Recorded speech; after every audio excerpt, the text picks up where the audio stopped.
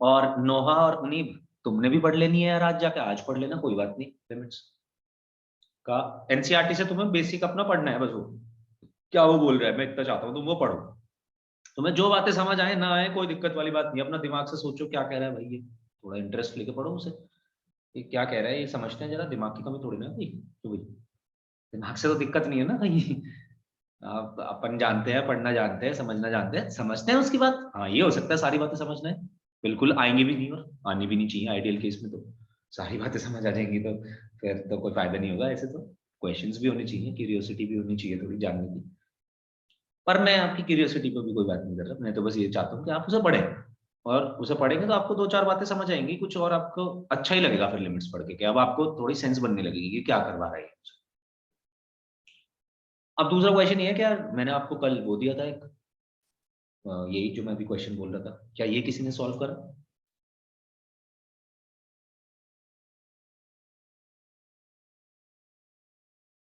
Sir इसका कोई दिक्कत आंसर नहीं, 2 गलत हो होगा। सही हो।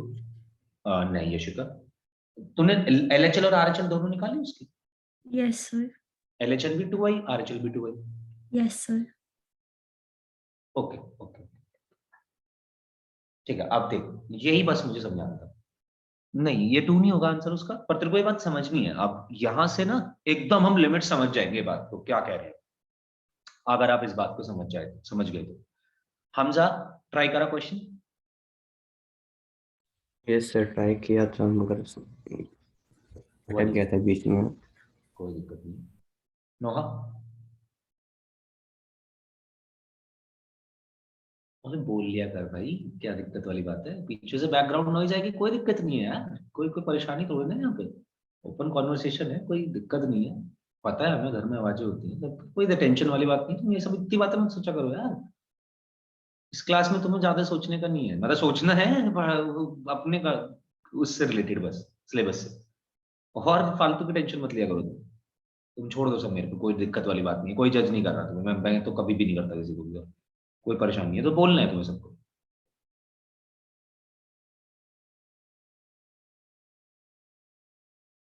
ओके सिद्रा, किया तूने क्वेश्चन सॉल्व?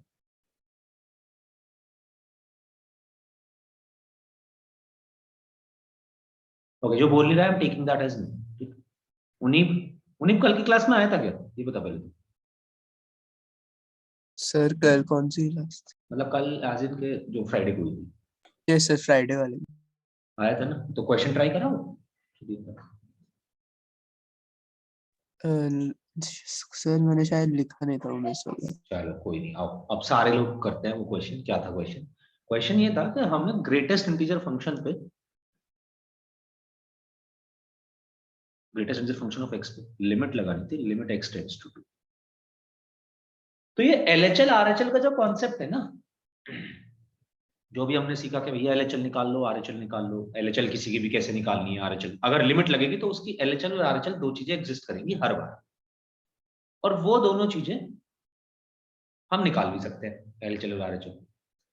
पर एलएचएल और आरएचएल क्यों निकाल रहे हैं, एक तो आज आपको ये बात पता चलेगी, और ऐसा जरूरी नहीं है कि हर बार एलएचएल और आरएचएल निकालनी ही पड़ेगा, ये भी समझो एक और बात।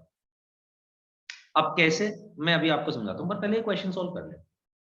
चलो मैं इसकी एलएचएल निकालता हूँ, एलएचएल 2 नेगेटिव हो जाएगी मतलब,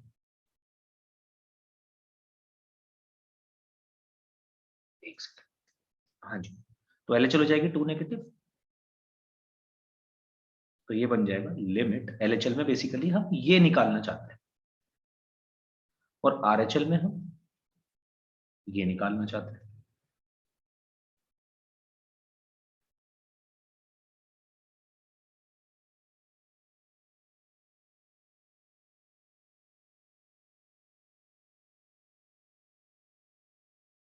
अगले स्टेप में हमें पता है क्या करना है, कि जी लिमिट h टेंड्स टू 0 कर दो, और x की जगह 2 नेगेटिव रख दो, 2 नेगेटिव का मतलब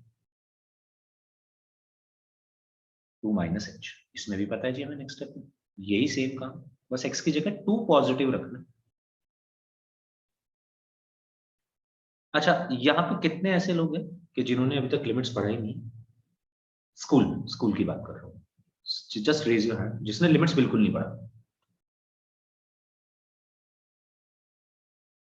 Okay. And how many of you didn't actually understand limits class में? अभी तक तुम्हें लिमिट समझ ही नहीं आया कि लिमिट्स क्या है. ओके, ठीक है, मतलब बेसिक लिमिट सबको आता है, नोहा को प्रॉब्लम है, लिमिट समझ नहीं आया. ठीक है, कूल. फॉर्मूला भी आती होगी फिर तुम्हें बेसिक. मैं थोड़ा तेज चल सकता हूँ, मैं इसलिए पूछ रहा हूँ बस ये सब बात. मैं लिख पाऊंगा सब, मतलब ऐसे तो कभी मैं पढ़ाऊंगा, मैं खुद ही नहीं पढ़ा पाऊंगा कि मैं कुछ चीजें छोड़ दूं किसी भी चैप्टर में, ऐसे तो कभी नहीं होगा. दिखाऊंगा मैं सब कुछ, बस थोड़ा सा तेज चल सकता हूँ. मैं एक एक चीज समझा रहा हूँ अभी जैसे, तो मैं उसके बजाय थोड़ा सा आगे तेजी में चला जाऊंगा. तो limit h tends to 0, 2 minus h. अब इसके बाद यशिका तूने क्या किया यार, इफ पॉसिबल सभी लोग कैमरा ऑन कर सकते हैं, जो भी कैमरा ऑन कर सकते हैं तो वो बेटर रहेगा. भाई कर लिया करो यार कैमरा ऑन, दिक्कत क्यों लेते हो तुम, इतनी टेंशन ना लिया करो. कैमरा ऑन होगा, इंटरेक्शन अच्छा होगा, मैं देख के समझ पाऊंगा तुम्हें, तुम्हारे एक्सप्रेशन, फेशियल एक्सप्रेशन तो रीड कर लूं मैं, मुझे समझ तो आए तुम समझ भी पा रहे हो मेरी बात की नहीं, मुझे पता ही नहीं चलता है बहुत बार, और तुम बोलते ही नहीं हो कुछ ना. तुम तो ऐसे हो कि मैं तुमसे कहूंगा कि कुछ भी मैंने कहा आंसर दे दो, यशिका आंसर निकाल के बैठी रहेगी बट बोलेगी नहीं. हमजा है बस जो एक आगे बढ़ के रिस्पॉन्ड करता है, अदरवाइज उन्हीं भी कभी कभी, अदरवाइज नोहा, सिद्रा और यशिका तो मतलब शांत बैठे रहेंगे एकदम कि जी हमसे अगर आप नाम लेके हमें बोलो तो पॉइंट आउट करके बोलो तो हम बोलेंगे, नहीं तो नहीं बोलेंगे. Very good. कोई फायदा नहीं, एडवांटेज नहीं ले रहे हो फिर तुम पढ़ने का. तो एडवांटेज तो यही है ना छोटा बैच का, कि सबसे पहले कि आप मुझसे कोई भी क्वेश्चन पूछो मैं आपको बता सकता हूँ. दूसरी क्लासेस चलती है, मतलब ये वाले बैचेस नहीं, यहाँ पे तो हम छोटे बैचेस रखते हैं, बट मैं कहीं और भी पढ़ाता हूँ, वहाँ पे 50-100 बच्चे बैठे होते हैं क्लास में. मैं एक एक बच्चे का डाउट ही नहीं ले सकता चाह के भी. यहाँ पर ले सकते हैं हम तुम्हें बता सकते हैं पर्सनली कि क्या तुम गलत कर रहे हो, क्या तुम्हारे साथ प्रॉब्लम है.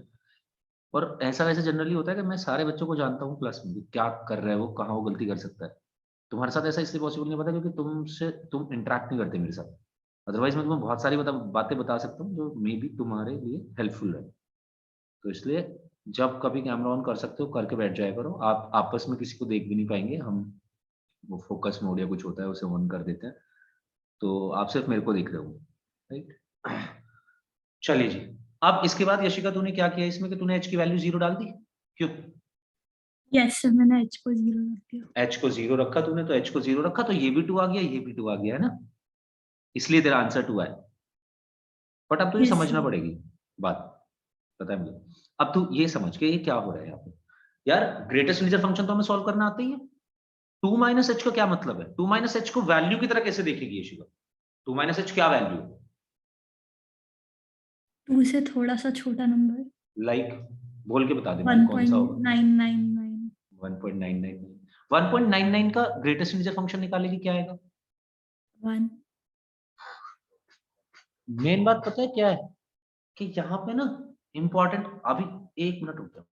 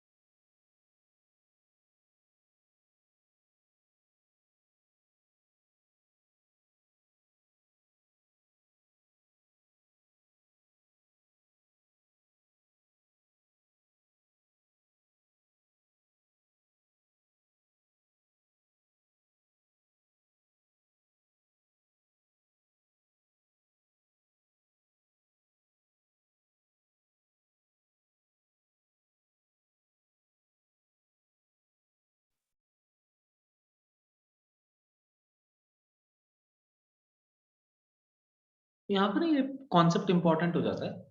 हाँ जी, माना हमने कि h की वैल्यू से कोई फर्क नहीं पड़ता. ये तो हमने आपको कॉन्सेप्ट सिखाया था कि h जब हम थोड़ा सा छोटा करेंगे तो नॉर्मल केसेस में कोई फर्क नहीं पड़ेगा. अब इस केस में पड़ रहा है यार इससे फर्क. आपको देखना तो वो वैसे ही है 1.9999 की तरह ही. बट अगर ये नंबर नॉर्मली लिखा होता तो 1.999 और 2 में कोई फर्क थोड़ी ना है, वो आंसर में 2 दे देता। पर जैसे ही ग्रेटेस्ट इंटीजर फंक्शन आया, नहीं, ग्रेटेस्ट इंटीजर फंक्शन में तो मैटर करते हैं ना भाई 1.99 और 2, उसमें वैल्यू बदल जाती है। उस केस में आपको ये वैसे ही देखना पड़ेगा। आप यहाँ पे h की वैल्यू रखेंगे डायरेक्ट नहीं ना। अब आप इसको डायरेक्ट आंसर जरूर लिख सकते हैं कि आप ये समझिए ना कि हो क्या रहा है यहाँ पे, काम क्या हो रहा है। काम ये हो रहा है 2 में से थोड़ी सी छोटी वैल्यू घटेगी 1.99, उसका ग्रेटेस्ट इंटीजर फंक्शन निकाल 1 आ गया। और इधर 2 से थोड़ी सी बड़ी वैल्यू रखी, उसका ग्रेटेस्ट इंटीजर फंक्शन निकालेंगे 2 आएगा।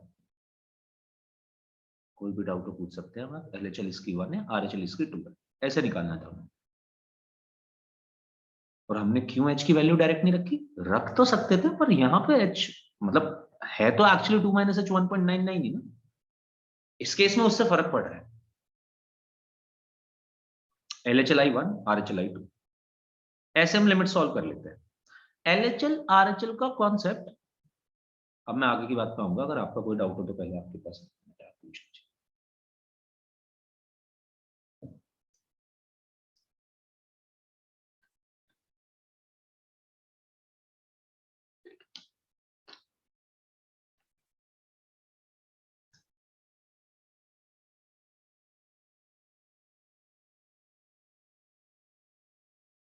कुल LHL RHL का कॉन्सेप्ट कब इंट्रोड्यूस होता है, जब ना हमारा फंक्शन पीस वाइज हो।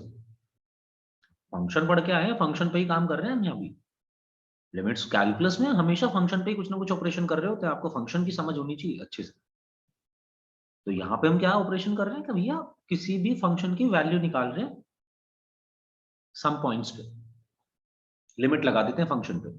लिमिट निकालने का मतलब है कि हम जो भी हमने लिमिट लगाई है उस पॉइंट पे फंक्शन की, उसके आस पड़ोस में फंक्शन की वैल्यू निकालना चाहते हैं।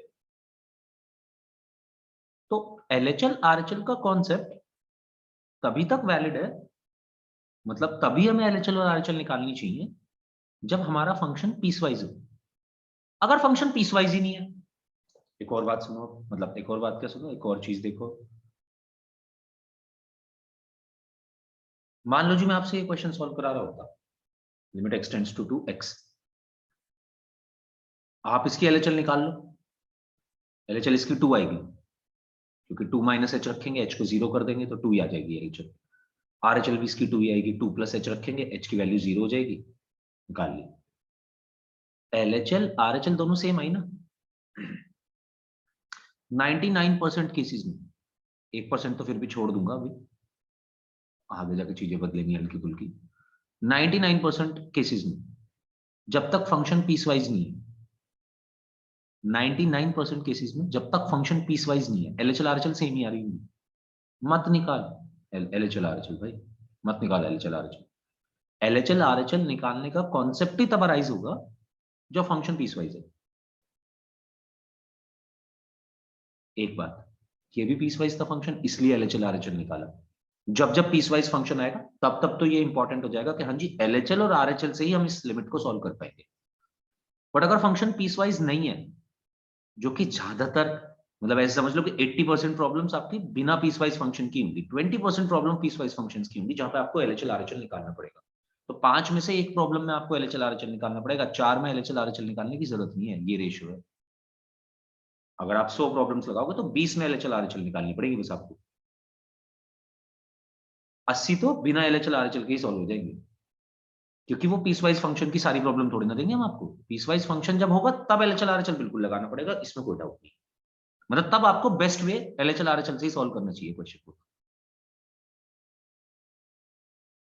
अब दूसरी बात, एक बात तो ये थी कि LHL RHL का कॉन्सेप्ट क्यों अराइज हुआ। दूसरी बात कि जी ठीक है, आप कह रहे हो लिमिट एक्सटेंड्स टू 2x, इसका आंसर हमें निकालना है। आपने कहा कि जी ये हमने देखा ये फंक्शन x है, x पे हम लिमिट लगा रहे हैं, x तो पीसवाइज नहीं है, x तो नॉर्मल है, नॉर्मल वेरिएबल है अपना, तो पीसवाइज नहीं है, तो हम इसकी लिमिट को डायरेक्टली बिना LHL RHL सॉल्व करे निकालना चाहिए। कैसे निकालने पर, ये तो आपने बता दिया LHL RHL मत लगा। अब क्या करें फिर, लिमिट एक्सटेंड्स टू 2 में x में आप उठा के सबसे पहला काम डायरेक्टली अपनी वैल्यू डायरेक्ट सब्स्टिट्यूशन कर दो। मतलब जो आपको लिमिट लगा के दे रखी है ना, लिमिट एक्सटेंड्स टू 2, आप उसको डायरेक्टली पुट कर दो।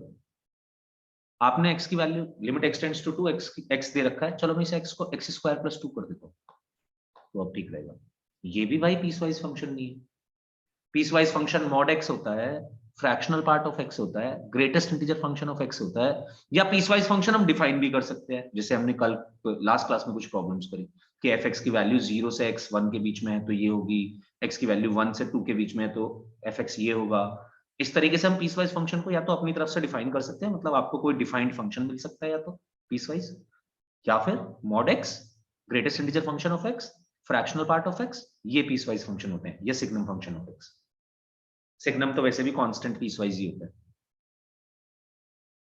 तो जब तक मॉड वॉड नहीं लगेगा, जब तक ग्रेटेस्ट इंटीजर फंक्शन नहीं लगेगा, जब तक फ्रैक्शनल पार्ट नहीं लगेगा, आपको एलएचएल आरएचएल निकालने की जरूरत नहीं है। आपको क्या करने की जरूरत है, आप डायरेक्टली वैल्यू पुट करो उसमें। सबसे पहला काम तो आपका लिमिट्स का क्वेश्चन देख के ये होना चाहिए जो मैं बता रहा हूं। मैंने आपको भी पूरे लिमिट्स की अप्रोच बता दी। अगर ये तीन चीजें दिखती हैं, एलएचएल आरएचएल के टर्म्स में सोचने की कोशिश करेंगे, function GIF, fractional, mod.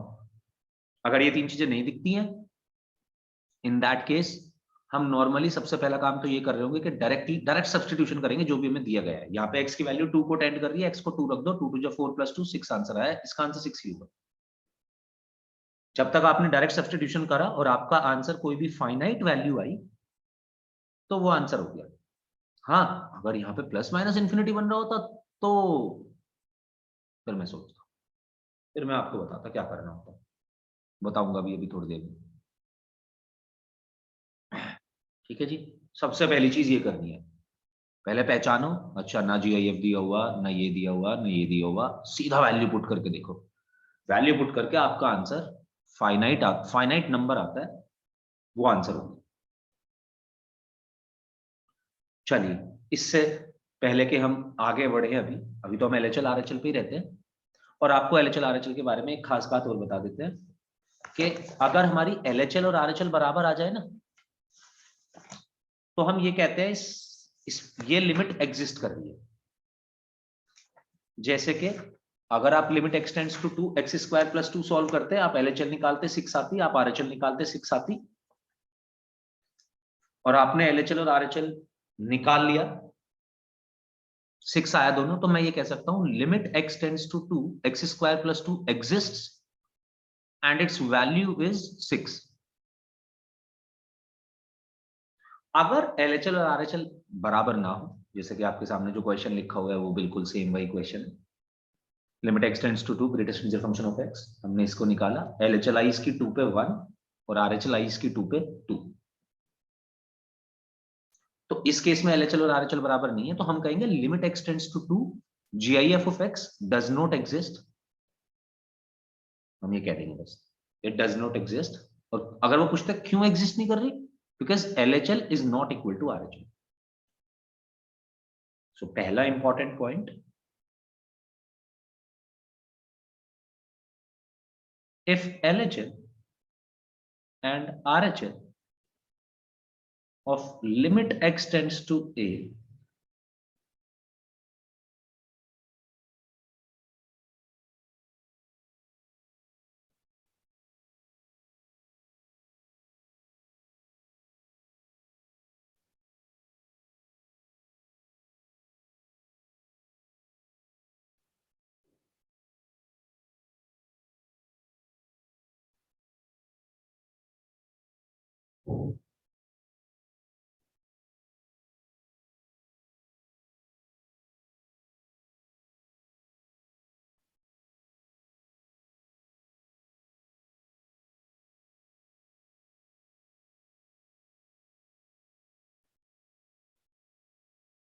Last में जो बात लिखी है उसका ये मतलब है कि मान लो आपने एलएचएल निकाली, x tends to a negative, limit x tends to a negative fx, कोई फंक्शन है fx, आपने उसकी एलएचएल निकाली, वो वैल्यू आई l, आपने उसकी आरएचएल निकाली, वो भी वैल्यू आई l, तो limit x tends to a fx l ही हो जाएगा, और ये कहा जाएगा कि हाँ जी ये एग्जिस्ट करती है। अगर मान लो एलएचएल की वैल्यू आ रही होती कुछ l1,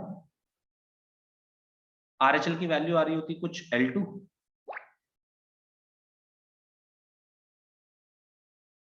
तो मैं कहता कि लिमिट एग्जिस्ट नहीं कर रही जी, पहली बात तो। और मैं इसकी वैल्यू भी नहीं बता पाऊंगा क्योंकि एक तरफ से L1 आ रही है, एक तरफ से L2 आ रही है।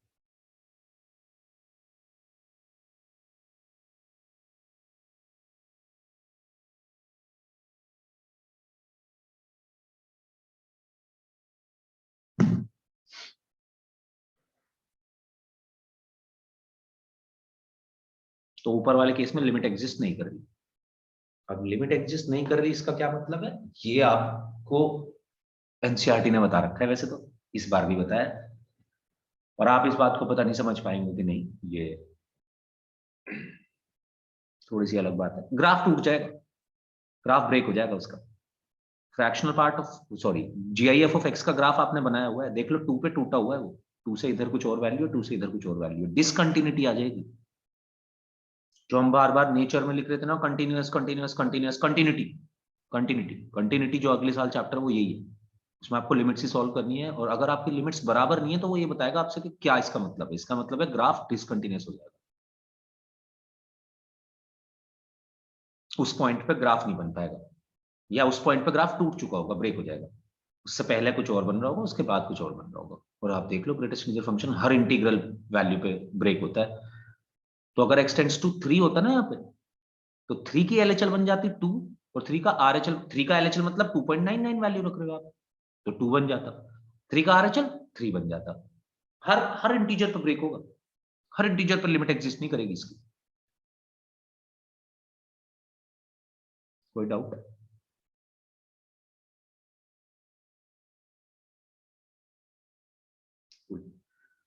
चलिए जी, नेक्स्ट एक और लिमिट निकालते हैं, फिर अपने कॉन्सेप्ट शुरू करते हैं।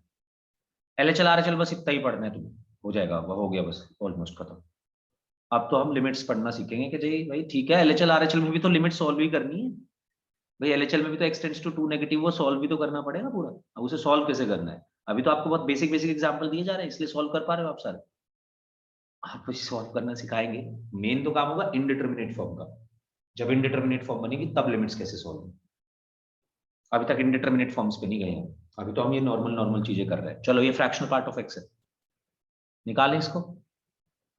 मैं तुमसे ही क्वेश्चन पूछता जाऊंगा, करने तुम्हें मेरे साथ ही है, खुद से बैठ के मत करो कोई भी।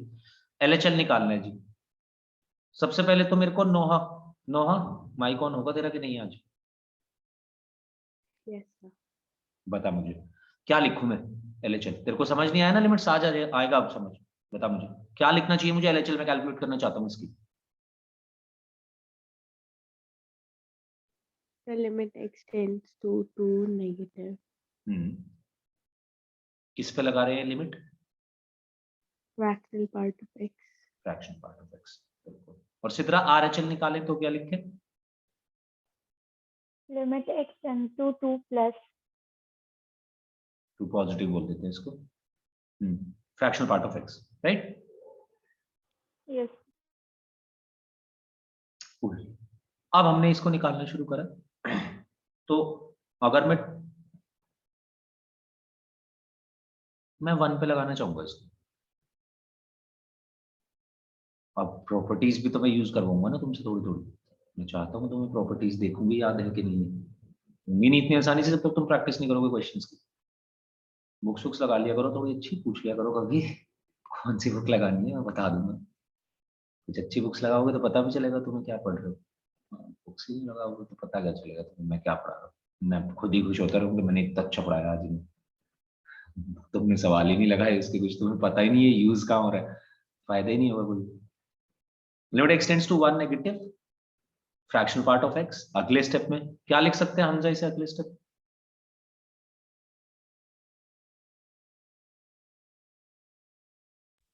LHL वाली बात। Limit h tends to 0,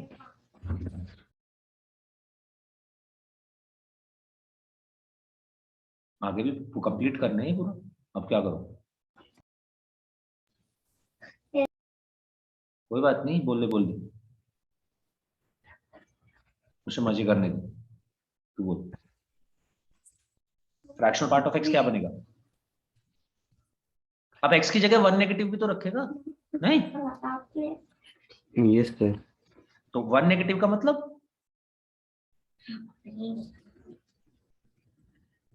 1 negative का मतलब 1 माइनस एच। चला रहे, चल बता क्या लिखूंगा, सेम कॉन्सेप्ट ही करना है बस। Sir limit h tends to 0, 1 plus h, 1 plus h, बिल्कुल सही बात है। ठीक है, ठीक है। Munib yes sir.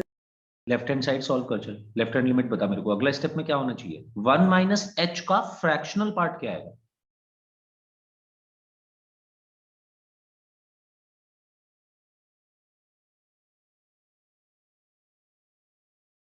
Sir Rishika. 1 minus H 1 minus 0 होगा तो 1 ही होगा। 1 ही होगा। अच्छा जी, फ्रैक्शनल पार्ट किसी का 1 आ जाएगा और आंसर? फ्रैक्शनल पार्ट की सर तो आ रेंज नहीं पड़ी थी सकता। 0 से 1 होती है, यस सर। तो fractional part of 1 minus H directly निकाल के 1 तो नहीं लिख सकता है, तो पॉसिबल ही नहीं है। देख सर तो 0 होगा। 0 होगा ना उस केस में, तो अगर तू ऐसे बोल भी रहा है कि भाई 1 माइनस एच है ये, और आप इसको h को 0 रखेंगे तो 1 का फ्रैक्शनल पार्ट निकालना पड़ेगा, 0 आ जाएगा, है ना यशिका? सर गलत तो ये 1 सर्टेनली h है ही ही। होगा, कितना होगा? 1 माइनस h ही होगा। 1 माइनस एच ही होगा, एग्जैक्टली। क्यों हो रहा है ये सब? चल मेरे को, हमने प्रॉपर्टी पढ़ी थी एक फ्रैक्शनल पार्ट ऑफ एक्स में, क्या प्रॉपर्टी थी वो?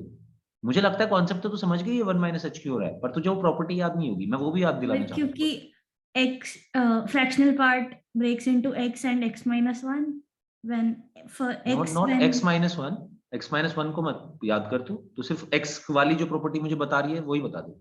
sir it is x when x is between 0 and 1. बिल्कुल एग्जैक्टली।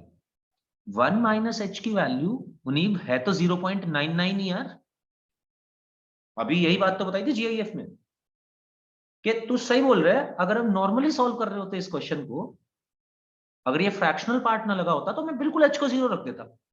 इस बार नहीं रख सकते ना यार, इस बार तूने h को 0 रखते ही कॉन्सेप्ट ही खराब कर दिया पूरा, फ्रैक्शनल पार्ट ऑफ x का तो यूज ही नहीं रह गया। फिर फ्रैक्शनल पार्ट ऑफ x कह रहा भाई ये क्या हुआ मेरे साथ, फ्रैक्शनल पार्ट ऑफ x जो है उसका भी तो कोई काम है ना, वो कह रहा है 1 माइनस एच है, 1 माइनस एच का मतलब 1 से थोड़ी सी छोटी वैल्यू।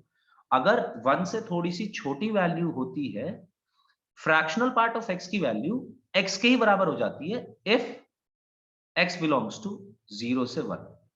ये कह रहा है कि भैया 0 से 1 के बीच में अगर आपकी x की कोई भी वैल्यू है तो उसका फ्रैक्शनल पार्ट वो वैल्यू खुद ही है, 0.33 का फ्रैक्शनल पार्ट 0.33 है। यानी कि क्या, यानी कि ये फ्रैक्शनल पार्ट ओपन हो जाएगा एज इट इज। इसको तू ऐसे लिख सकता है सीधा सिंपल 1 माइनस एच। ऐसा क्यों करा? इसलिए करा देखिए, या तो ऐसे समझ ले, या मेरे पास एक और इजी तरीका भी है इस बात को समझाने का कि 1 माइनस एच 0.99 ही तो है, और 0.99 का फ्रैक्शनल पार्ट क्या है? 0.99। हाँ जी बताओ, पहले तो सभी लोगों को ये बात समझ आई, किसी को भी डाउट है इसमें? उन्हीं क्लियर हुई ये बात? Yes sir. सिद्रा और नोहा, ये बात समझ आई तुम्हें दोनों को? Yes, sir. Yes, sir. And what about Hamza? Yes, sir. 1 minus H का फ्रैक्शनल पार्ट निकाला, 1 माइनस एच ही बाहर निकाल के रख दिया, 1 माइनस एच बाहर निकाल के रख दिया। अब एच को 0 बिल्कुल पुट कर सकता है तू, अब कर दे एच को 0 पुट, तो 1 आ गया आंसर। वो आंसर तो 1 ही आया नहीं, बट ऐसे नहीं जैसे तू कह रहा है, ऐसे कॉन्सेप्ट को यूज कर। चलो जी, अगर तुम्हें ये बात समझ आ गई तो अब ये वाला पार्ट सॉल्व करते हैं। Limit of h tends to 0, 1 plus h का फ्रैक्शनल पार्ट है। यशिका को छोड़ दे, अगर और कोई 4 आंसर देना चाहते हैं बिल्कुल दे सकते हैं, और अगर ये ना देते यशिका तो तू दे दी, फिर अभी मैं बताता हूँ कब।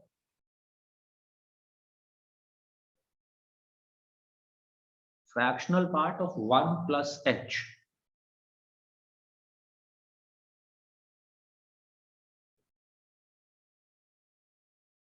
ओके यशिका बता क्या होना चाहिए? सर h होना चाहिए। h होना चाहिए, और इसकी भी प्रॉपर्टी है। सर जब हम इंटीजर ऐड करते हैं फ्रैक्शनल पार्ट में तो फ्रैक्शनल पार्ट पे Good. रखनी पड़ेगा। बिल्कुल, कि अगर आप इंटीजर ऐड कर रहे हैं कोई भी अंदर फ्रैक्शनल पार्ट के, तो फ्रैक्शनल पार्ट क्या लेना देना इंटीजर से? वो कह रहा है ठीक है भाई, आप जोड़ लो जो जोड़ना है आपको। आप 1.7 का फ्रैक्शनल पार्ट निकालोगे 0.7 आएगा, आप 1.7 में 50 ऐड करके उसका फ्रैक्शनल पार्ट निकालोगे तब भी 0.7 आएगा, क्योंकि आपने तो इंटीग्रल वैल्यू जोड़ी ना, मेरे को इंटीजर से क्या लेना देना। ये प्रॉपर्टी पढ़ी थी हमने, x प्लस एन की value fractional part of x plus n की value fractional part of x ही होती है। यहाँ पे भी ये यही कह रहा है कि 1 प्लस एच को ऐसे लिखते h, और h क्या है, बहुत छोटी सी वैल्यू 0.0001 कुछ, तो इसका फ्रैक्शनल पार्ट फिर से यही प्रॉपर्टी लग गई कि भैया ये तो नंबर ही 0 से 1 के बीच में है, और अगर नंबर ही 0 से 1 के बीच में है तो h का h ही निकाल दे। या इसी बात को जो अभी यशिका ने बोला डायरेक्टली भी लिख सकते थे कि 1 प्लस h है। चलो इसको एक और तरीके से समझते हैं, 1 प्लस h का मतलब है 1.00001 कुछ ऐसा, 1.0001 का फ्रैक्शनल पार्ट 0.001। तो अब तुमने सोचा कि 0.00001 आ कहां से रहा था, h से आ रहा था, तो h ही हो गया फ्रैक्शनल पार्ट, उठाकर सीधा का सीधा h निकाल के रख दिया बाहर। एनालिटिकली तो ऐसे समझ सकते हैं, कंसेप्चुअली मैंने अभी आपको बताया 1 प्लस h फ्रैक्शनल पार्ट के अंदर कोई भी इंटीजर ऐड कर रहे हो, हटाओ कोई काम नहीं है उसका, तो सिंपल h बच गए। h तो अपने आप में बहुत छोटा सा नंबर है, तो h का फ्रैक्शनल पार्ट h ही आ जाएगा पहली प्रॉपर्टी यूज करते हुए, ये वाला। और अब h की वैल्यू 0 रखी, 0 आ गया। उसके सारे काम ना तुसी ग्राफ से करके आ सकते थे, ग्राफ है ये, ग्राफ लिमिट्स का काम, लिमिट्स का एक ये भी काम है ग्राफ बनाना। एनसीईआरटी में तुम यही पढ़वाना चाह रहा था बस मैं तुमसे, ये दोनों क्वेश्चन आपको इसीलिए दिए गए हैं। और ये ग्राफ से वैल्यू निकाल ले, 1 के एलएचएल और 1 के आरएचएल पे, देख मैं दिखाता हूं।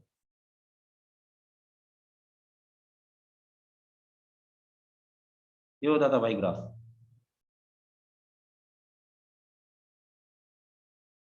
यही तो 1 है, 1 का एलएचएल ये 0.99 देगा वैल्यू वैसे, पर अब उस 0.99 को अपन ने 1 के लगभग ही मान लिया कि बिल्कुल है तो 1 ही। 1 का एलएचएल मतलब इधर इस पॉइंट पे क्या वैल्यू है, 1 के इस पॉइंट पे देख, बिल्कुल ऊपर टॉप पे वैल्यू फंक्शन की। और 1 का आरएचएल मतलब 1 के इधर, 1 के इधर कितनी वैल्यू थे, बिल्कुल ये है छोटी सी 0। ये बता रहा था आपको एनसीईआरटी। अभी आपका कोई भी इसमें डाउट हो तो बता दो कि अब हम दौड़ने वाले हैं लिमिट्स में, या आपको इतनी बातें मुझे समझानी थी।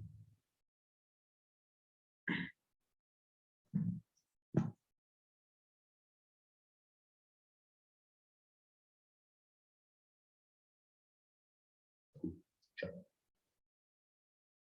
हटा दे, कोई बच्चा है तो बता दो। चलो फिर एक क्वेश्चन, एक दो क्वेश्चन आपने जितनी बातें अभी समझी उन पे।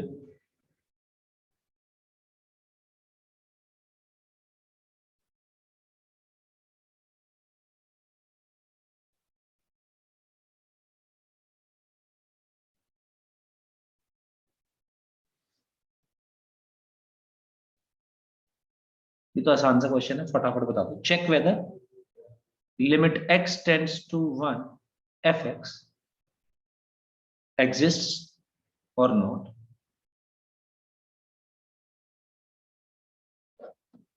where fx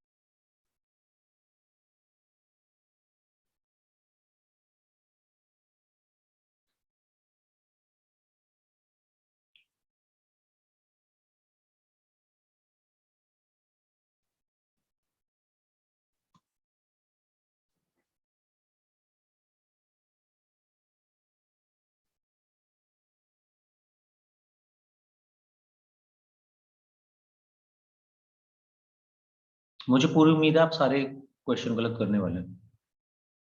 बहुत आसान क्वेश्चन है, बहुत ही आसान, और कोई दिक्कत नहीं है। आंसर बता दो बस फटाफट, देखो इतनी देर में आंसर तो आ जाना चाहिए था हमारा वैसे, पर चलो मैं 10-20 सेकंड और देता हूँ। फटाफट आंसर बता दो जो भी आ रहे हैं सबके, चलो फटाफट सब गलत करो फिर सही करेंगे।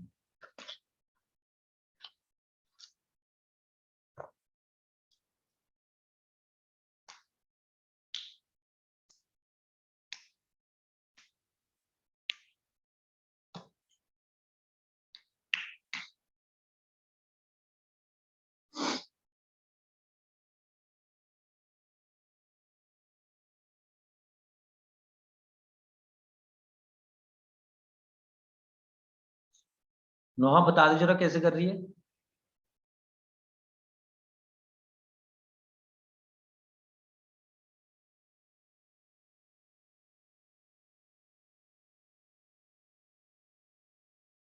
क्या मतलब, हो नहीं रहा?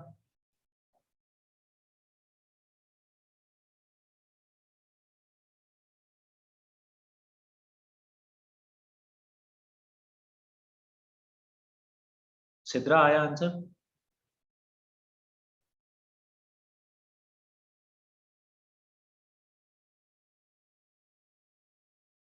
मुनीब?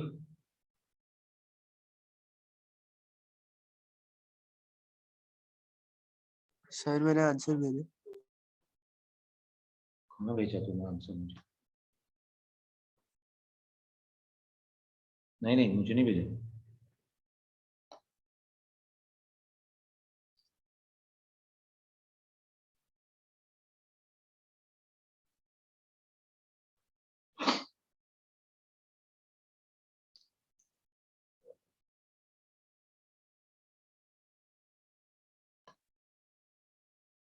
हमजा, यशिका, आंसर आया? सर आंसर एग्जिस्ट होगा क्या? और वैल्यू क्या होगी? सर 5, क्योंकि फर्स्ट वाले में डालेंगे तो 5 आएगा। ये बता मेरे को कि फंक्शन ब्रेक कहाँ पे हो रहा है? सर 0। 0। तूने लिमिट कहाँ पे निकाली? सर 1। 1। जब 1 का LHL लेगी तो फंक्शन की वैल्यू क्या होगी? मतलब 1 से थोड़ी सी छोटी वैल्यू रख रही है ना, 1 - h, तो फंक्शन का एक्सप्रेशन क्या होगा उस टाइम पे?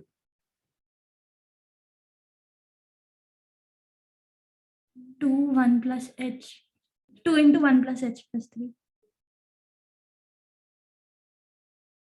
2x + 3 कब अच्छा, मैं तुझसे कह रहा हूं, चल छोड़ दे, सवाल छोड़। F1 बता, F1 क्या है?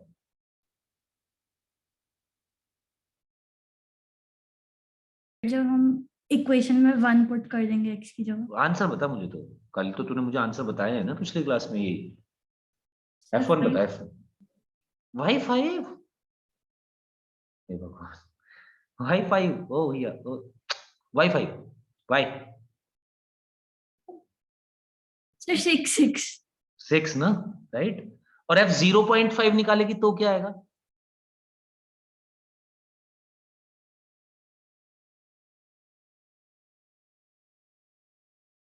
4.5। 4.5। दोनों में सेम ही एक्सप्रेशन यूज करो ना। Yes sir. तो जब 1 का LHL निकालेगी तो 0.99 ही रख रही है ना, तो यस एक्सप्रेशन सर। क्या यूज करेगी? 2x + 3 क्यों करना है यूज?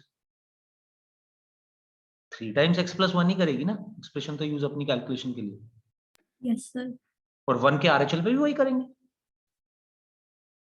अब अपन यस को, सर। इसलिए मैंने कहा था तुम सारे ही क्वेश्चन गलत करने वाले हो, क्योंकि तुमने ये ध्यान नहीं दिया कि ये 0 पे ब्रेक हो रहा है फंक्शन, 1 पे थोड़ी हो रहा है। ये तो एक्चुअली पीसवाइज है ही नहीं जो आप निकाल रहे हो उसके लिए। ये फंक्शन पीसवाइज है, not denying the fact that this function is piecewise, but the function breaks at 0 and we are finding the limit at x = 1। तो x = 1 के लिए पीसवाइज नहीं है। ना ना ना ना ना, दोनों केस में सेम ही एक्सप्रेशन से आंसर निकलेगा। क्या ये मेरी बात नोहा को भी समझ आ गई है क्या, जो मैं बोल रहा हूं?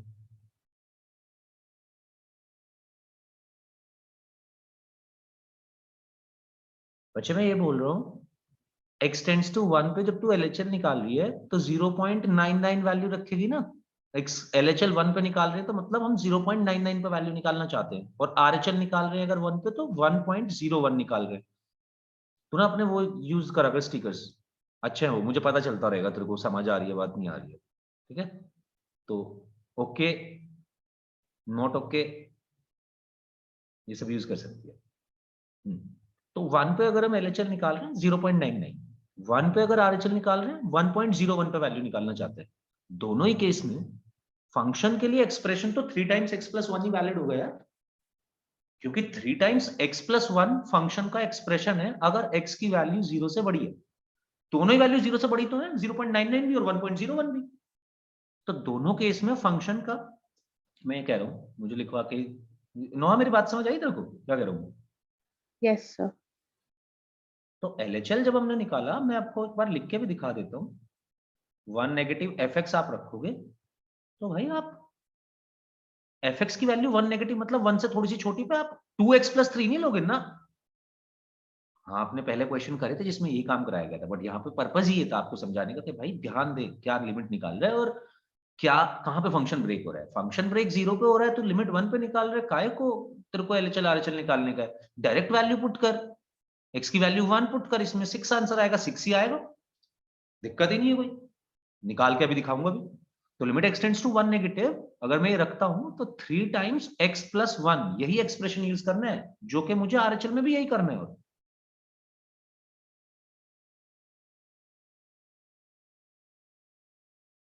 अगर मैं आपसे लिमिट एक्सटेंड्स टू 0 पूछता हूं तो फायदा है उसका, उसमें तो आप ये सोचेंगे कि एग्जिस्ट कर रही है कि नहीं कर रही है, क्योंकि फंक्शन ब्रेक हो रहा है, 0 से पहले कुछ और है, 0 के बाद कुछ और है, तो आप चेक करेंगे निकाल के कि जी हाँ आ भी रहा है कि नहीं। बट अगर मैं 1 पे पूछता हूँ, 2 पे पूछता हूँ, -1 पे पूछता हूँ, -2 पे पूछता हूँ, कोई LHL RHL का चक्कर नहीं है, सीधा होगा आंसर।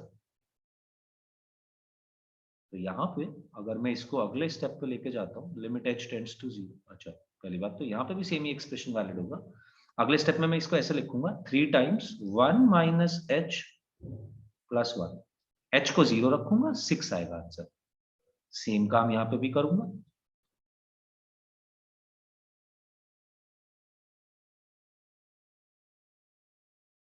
जीरो रखा, 6 आएगा आंसर, दोनों से आंसर 6 आया।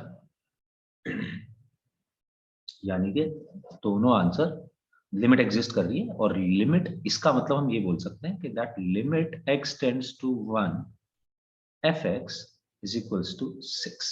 आपको ये बताने की जरूरत नहीं है कि लिमिट एग्जिस्ट कर रही है कि नहीं, बस आप आंसर बता दो। अगर लिमिट एग्जिस्ट नहीं कर रही तब आपको बताने की जरूरत है कि जी लिमिट एग्जिस्ट नहीं कर रही। अगर अब वो आपसे रीजन पूछना चाहता है तो आप रीजन भी बता देंगे उसे कि LHL की वैल्यू ये आ रही है जी, RHL की वैल्यू ये आ रही है, दोनों अलग अलग है इसलिए लिमिट एग्जिस्ट नहीं कर रही। बट अगर लिमिट एग्जिस्ट कर रही है तो बोलो मत लिमिट एग्जिस्ट कर रही है, आंसर बताओ। LHL और RHL दोनों सेम है जी, इसका खुद ही मतलब ये है इस बात का। तो अगर मैं इस क्वेश्चन को करता, मैं को बिल्कुल LHL RHL पे जाने की जरूरत नहीं, मैं ये करता पहले पहले स्टेप में, मैं यहीं से ही देखता कि 1 से थोड़ी सी छोटी वैल्यू रखूंगा तब भी एक्सप्रेशन यही है, 1 से थोड़ी सी बड़ी वैल्यू रखूंगा तब भी एक्सप्रेशन यही है। तो क्या करूं, तो एक्सप्रेशन उठा के यहाँ पे रख देता हूं, अब x की वैल्यू डाल देता हूं, डायरेक्ट सब्स्टिट्यूशन, 6 आ रहा है, आ गया आंसर 6। हाँ जी, क्लियर है सभी को ये बात। अब आप बेसिक लिमिट्स निकालना सीख चुके हैं, अगर आपको ये सब यहां तक बातें सारी क्लियर हुई तो। स्पेशली फ्रॉम नोहा, नोहा इन्होंने पढ़ा होगा सबने लिमिट्स, तेरे को बिल्कुल बेसिक से समझना है। मुझे लगता है नोहा चली गई ये क्लास से, नहीं है, ओके। तो इसलिए तेरे तुझे ध्यान रखनी है, बेसिक बेसिक बातें हैं, बहुत बड़ी बातें नहीं है ये, इन्हें तो जल्दी समझ आ जाएंगे कि इन्होंने पढ़ा हुआ है, समझ आया इन्हें चैप्टर क्लास में भी। तो ये तो सारा हम CBSE स्टफ कर रहे हैं अभी, तो कोई बहुत तोड़ चीजें नहीं पढ़ रहे हैं अभी, आएंगे अभी थोड़ा देर में। तो अभी हम उस स्टेज पे नहीं है कि मुझे इन्हें बहुत समझाने की जरूरत पड़े, तुझे समझाना है क्योंकि तुझे चैप्टर अभी बिल्कुल समझ नहीं है, मतलब बेसिक तुझे तेरा क्लियर नहीं है। तो तेरे को ये बात समझ आई हमने कैसे निकाला इसको? Yes, sir. तो क्या तू मुझे इसका आंसर देगी फिर, ये बता।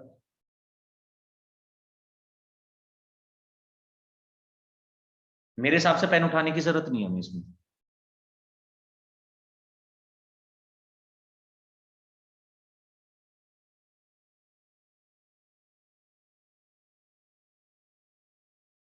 Nine. 9, सीधा डायरेक्ट रख देंगे वैल्यू को। इनफैक्ट सॉरी, माय बैड, मैंने गलती से तेरे को क्वेश्चन नहीं दिया, मेरे को ये देना था तब भी आंसर बट 9 ही होगा, चेंज कुछ नहीं होगा, क्योंकि x की वैल्यू 2 पे फंक्शन ब्रेक नहीं हो रहा, 2 के LHL पे भी वही एक्सप्रेशन है, 2 के RHL पे भी वही एक्सप्रेशन है, डायरेक्ट वैल्यू पुट कर दे तो बस एक्सप्रेशन उठा। अच्छा इसका बता आंसर।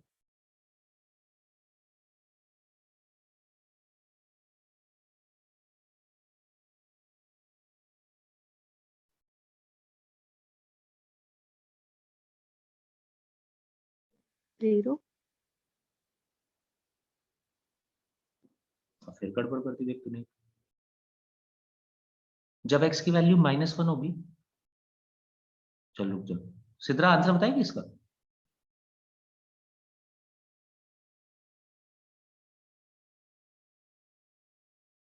बता।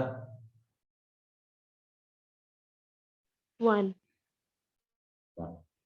x की वैल्यू -1 के ऊपर वाला एक्सप्रेशन वैलिड है 2x+3, तो उसके हिसाब से वैल्यू निकाल रहे होंगे इस बार, उसमें रखेंगे x की वैल्यू -1 तो आंसर आ जाएगा वो। तो पहली चीज कि भैया अगर आपने कोई लिमिट सॉल्व करनी शुरू करी और फंक्शन पीसवाइज नहीं है, राइट, तो आप सीधा वैल्यू रखो, डायरेक्ट सब्स्टिट्यूशन करो, देखो क्या आंसर आता है।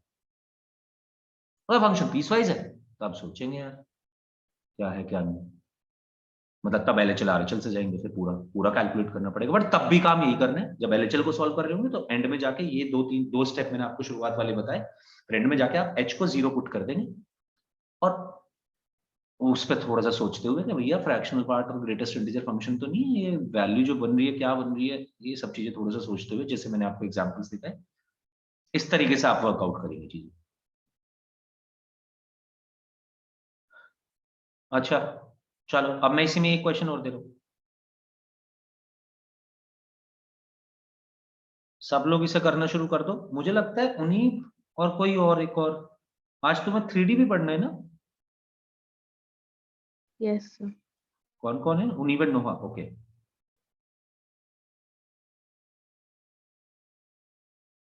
तो ये सर क्लास 9 तुम्हारी बजे। 7 to 8 है क्या? 9 to 10 होनी चाहिए थी ना क्लास तुम्हारी शायद। यस सर 9 बजे। हाँ ठीक है।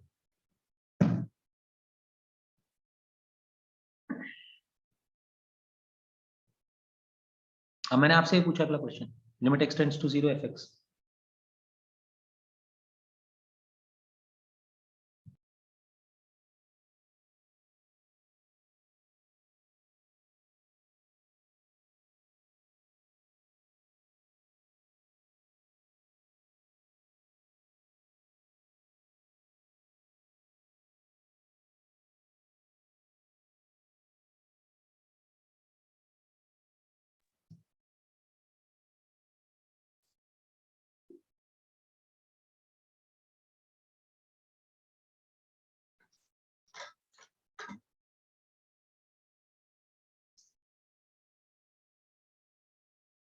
अगर LHL RHL, पहले तो LHL RHL लगाना पड़ेगा तो इस पे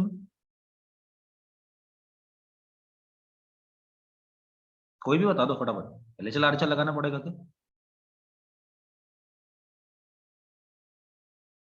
limit x tends to 0 f(x) निकालने के लिए।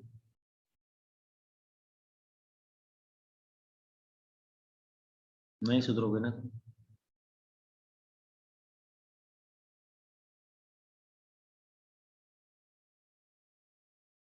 बताओ भाई, उन्हीं LHL RHL लगाना पड़ेगा क्या हमें इस पे? Limit x tends to 0 f(x) निकालते हुए।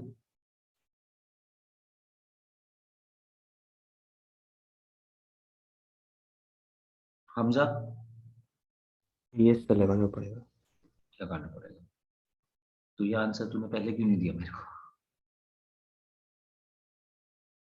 बिल्कुल लगाना पड़ेगा, 0 पे ब्रेक हो रहा है फंक्शन, 0 से इधर 0 के LHL पे, 0 के LHL पे ये कुछ अलग वैल्यू दे रहा होगा, 0 के RHL पे कुछ अलग वैल्यू दे रहा होगा, मतलब फंक्शन का एक्सप्रेशन ही चेंज हो रहा है 0 के LHL और RHL पे। तो इस बार LHL और RHL दोनों लगा के निकालना पड़ेगा, क्योंकि 0 पे फंक्शन पीसवाइज हो गया। अब हो गया चलो पीसवाइज, तो अब मुझे आंसर बताओ, LHL निकाली किसी ने भी?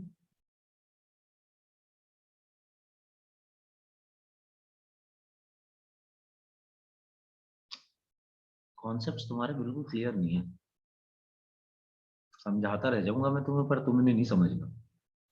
तो जिसका भी आंसर आ गया वो बोल दो। LHL आया किसी का? सर मैंने आंसर भेजा है। ये आंसर जाकर है, मेरे पास क्यों नहीं आ रहे आंसर तुम्हारे? एक सेकंड रुको। सर मैंने भी भेजा चैट। हाँ यार, तू भी यही बात बोल रहा था मुझसे, को-होस्ट तो मैं हूँ और आप को-होस्ट को तो मतलब उनके साथ तो चैट कर सकते हो। आप भेज दो यार, देखना अभी एक बार भेज के देखना।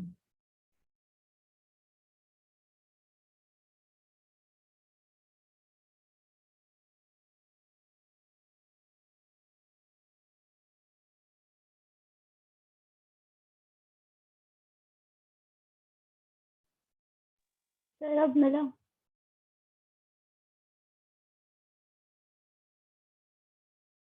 एक सेकंड, तो मैं तेरे को एक टेक्स्ट डाल रहा हूँ ऐसे, आप भेजिए एक बार, मेरा मैसेज मिला?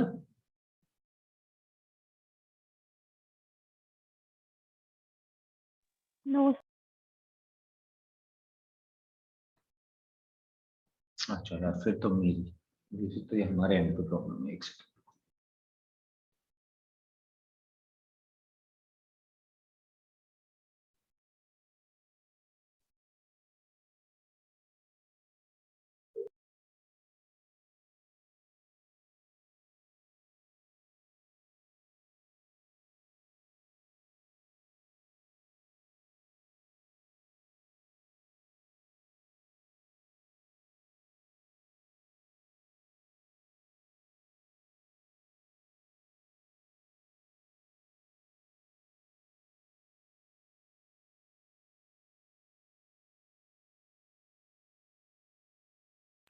हाँ जी, अभी भेजिए जरा मैसेज। हाँ, अब आए मेरे को मैसेज, ठीक है, cool cool cool cool.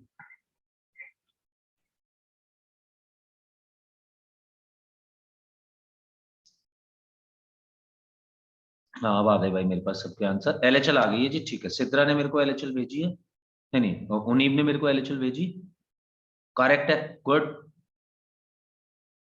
Rishika दोनों करेक्ट है, गुड। ना ना no no no Sidra, x tends to 0 पे हमें एफएक्स, गलती करी है तूने कुछ, पता नहीं कैसे तूने आंसर लाया, बड़ी गलत है देख आंसर। आप सारे भेज सकते हैं मुझे आंसर, जिसका जो भी आ चुका है।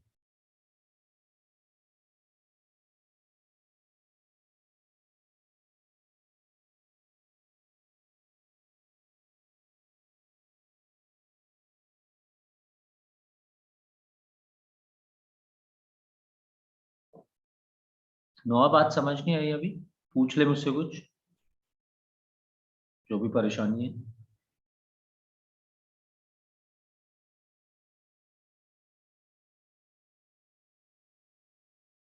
चले जी, मैंने आपसे ये निकालने के लिए बोला, तो आपने कहा जी 0 पे तो ये ब्रेक हो रहा है, तो 0 नेगेटिव अलग निकलेगा, 0 पॉजिटिव अलग निकलेगा। चलो जी, 0 नेगेटिव निकाल लेते हैं।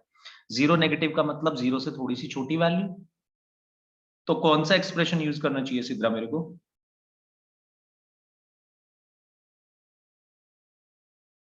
इसको कैलकुलेट करने के लिए कौन सा एक्सप्रेशन वैलिड होगा बच्चे?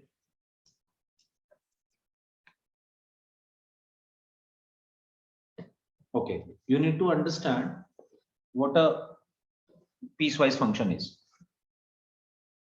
या देना चाहेगी आंसर? दे दे, कुछ भी देना है तो तू।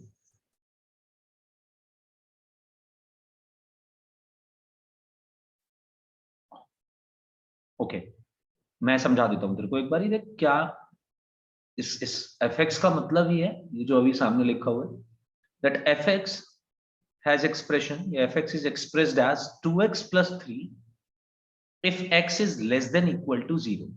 आप x की वैल्यू 0 या 0 से छोटी कुछ भी रखेंगे तो आपका एक्सप्रेशन 2x plus 3 वैलिड होगा। सो लेट्स से तुझे f-1 निकालना है, यानी कि तुझे x की वैल्यू -1 पुट करनी है, तो x की वैल्यू -1 जो पुट होगी वो ऊपर वाले एक्सप्रेशन में होगी, 2x plus 3 में।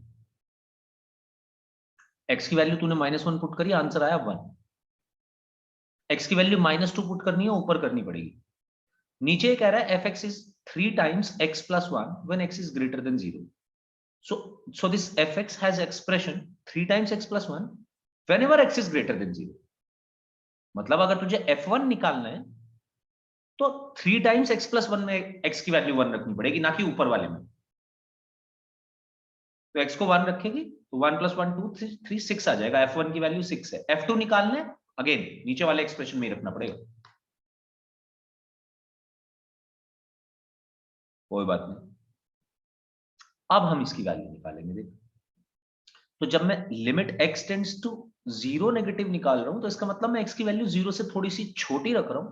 x की वैल्यू 0 से थोड़ी सी छोटी रखनी है, इस वाले एक्सप्रेशन में वैलिड होगी, क्योंकि ये है जब x की वैल्यू जब तक 0 या 0 से छोटी रहेगी तो आपको इस एक्सप्रेशन के हिसाब से वैल्यू निकालनी है, यानी कि यहां पर लिखा जाएगा 2x plus 3।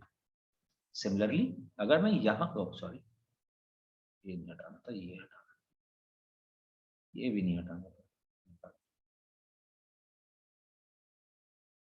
अगर मैं x टेंड्स टू 0 पॉजिटिव करा रहा हूं, यानी कि 0 से थोड़ी सी बड़ी वैल्यू रख लूं, तो इस एक्सप्रेशन में रखनी पड़ेगी अब मुझे वैल्यू 3 टाइम्स x प्लस 1। तो x की वैल्यू यहां पे 0 प्लस h रखूंगा मैं इसी में, और h को फिर 0 कर दूंगा। h को 0 करा, ये पूरा 0 प्लस 1 1 6 3 आ गया answer.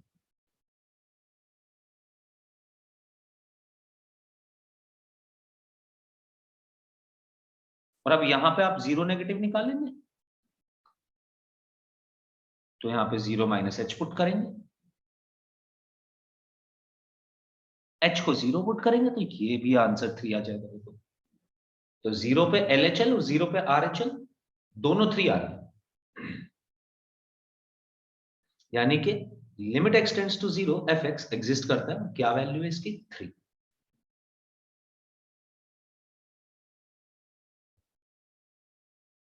Noah, didn't get you. समझ आई तेरे को बात कि नहीं? हर क्वेश्चन की बात करना है तुझे। हाँ, गुड।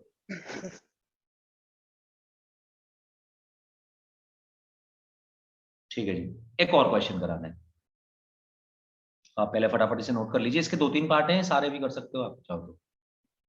और यहाँ से आपको मैंने बेसिक अंडरस्टैंडिंग समझा दी लिमिट्स की। अब हमने लिमिट्स कभी भी सॉल्व करना है आगे चलते हुए, तो मैं आपसे एक्सपेक्ट करूंगा कि आप ऐसे ही अप्रोच करेंगे जैसे मैंने अभी आपको सिखाया।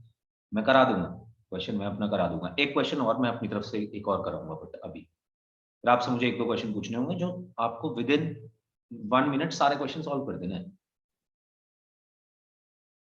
सीबीएसई पढ़ रहे हैं अभी हम, तो अभी तो हम पहुंचे ही नहीं उधर, जेई तो पहुंचेंगे। अच्छा, बहुत लोग ऐसे परेशान रहते हैं कि स्कूल चल रहे थे और नहीं पढ़ पाए। कोई बच्चा है जिसने नहीं लिखा, जो अभी लिख रहा है?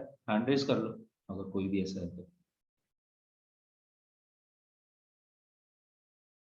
ओके, बहुत सारे बच्चे परेशान रहते हैं। ऐसे परेशान होने वाली कोई बात नहीं है, आपको हमेशा पहले सीबीएसई पढ़ाया जाता है। मतलब इतना ही तो डिफरेंस है कि सीबीएसई में 2-3 कॉन्सेप्ट होंगे, यहाँ पे 6 8 10 15 होंगे। पढ़ेंगे तो यार शुरुआत तो सीबीएसई से ही करेंगे पढ़ने की। पहले तो यही समझेंगे बेसिक में कि क्या है ये चैप्टर, फिर बेसिक बेसिक चीजें पढ़ेंगे, फिर उसके बाद आगे जाएंगे। तो यार सब बहाने हैं, ये बहाने ही देते हैं लोग। तुम ऐसा मत सोचना कि स्कूल के एग्जाम्स पे कोई इफेक्ट पड़ जाएगा जेई से, नहीं। हाँ, आपके अलग चैप्टर्स है, पर पीसीएम में तो आप फोड़ के आओ हर बार, ये टारगेट होना चाहिए। क्योंकि पीसीएम में तो आप क्या क्या पढ़ रहे हो पता नहीं, वहां तो कुछ पूछे नहीं जा रहा आपसे जो आप यहाँ पढ़ रहे हो। पीसीएम में कोई दिक्कत नहीं है, बस इंग्लिश और उनकी देखनी होती है, उससे नहीं घबराना, कोई चेंज नहीं है उसमें। हम पहले आपको पूरा सीबीएसई का ही पढ़ाते हैं। ठीक है जी, एक और क्वेश्चन है मेरी तरफ से। मैं आपको एक और नई चीज दिखाना, एक और चीज दिखाना चाहता हूँ।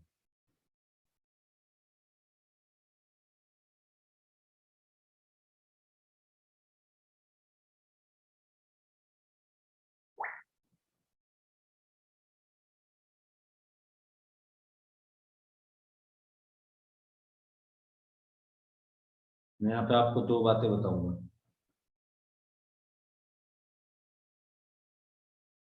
2 ही बातें होती हैं हमेशा, 5 बातें क्यों मतलब।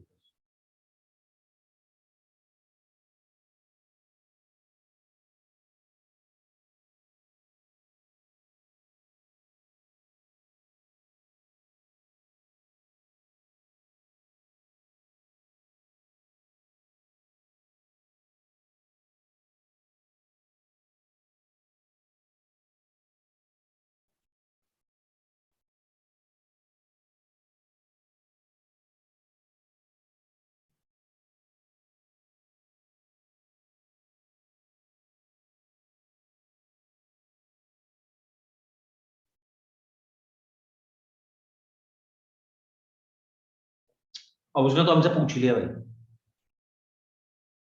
एलएचएल और आरएचएल के लिए, तो इस बार तो निकालना ही पड़ेगा एलएचएल आरएचएल। वैसे आपको ये दिख नहीं रहा, मैं भी दिखाता हूँ। ये भी एक पीस वाइज फंक्शन ही है। वो आप कहोगे ना तो सर यहाँ पे मोड यूज हो रहा, मैं यहाँ पे फ्रैक्शनल पार्ट यूज हो रहा, मैं यहाँ पे ग्रेटेस्ट इंटीजर फंक्शन यूज हो रहा, फिर कैसे पीसवाइज फंक्शन है? तो भाई पीसवाइज फंक्शन और भी हो सकते हैं, वो अलग बात है, आप इनको सबसे कॉमनली एनकाउंटर कर रहे हो। ये पीसवाइज फंक्शन इसलिए क्योंकि इसका डोमेन नहीं है x0। देख लो, x को 0 रखेंगे, डिनोमिनेटर 0, इसके डोमेन में है ही नहीं x इक्वल्स टू 0, तो x की वैल्यू 0 पे ब्रेक हो जाता है। भाई 0 तो रख ही नहीं सकते ना हम यहाँ पे x को, क्योंकि साइन इन्फिनिटी बन जाएगा। तो पहली बात, एक बात तो मैं आपको ये समझाना चाह रहा था कि देखो किस किस तरीके से भी ऐसा भी होता है बहुत बार। गुडुनी कैसे बता? सर लिमिट एग्जिस्ट नहीं करती क्यों? सर, क्योंकि LHS सर, क्योंकि 1/x में 1/0 तो अनडिफाइंड। 1/0 तो अनडिफाइंड है, पर चल 1/0 को इन्फिनिटी मान लेते हैं ना, तो साइन इन्फिनिटी क्या है?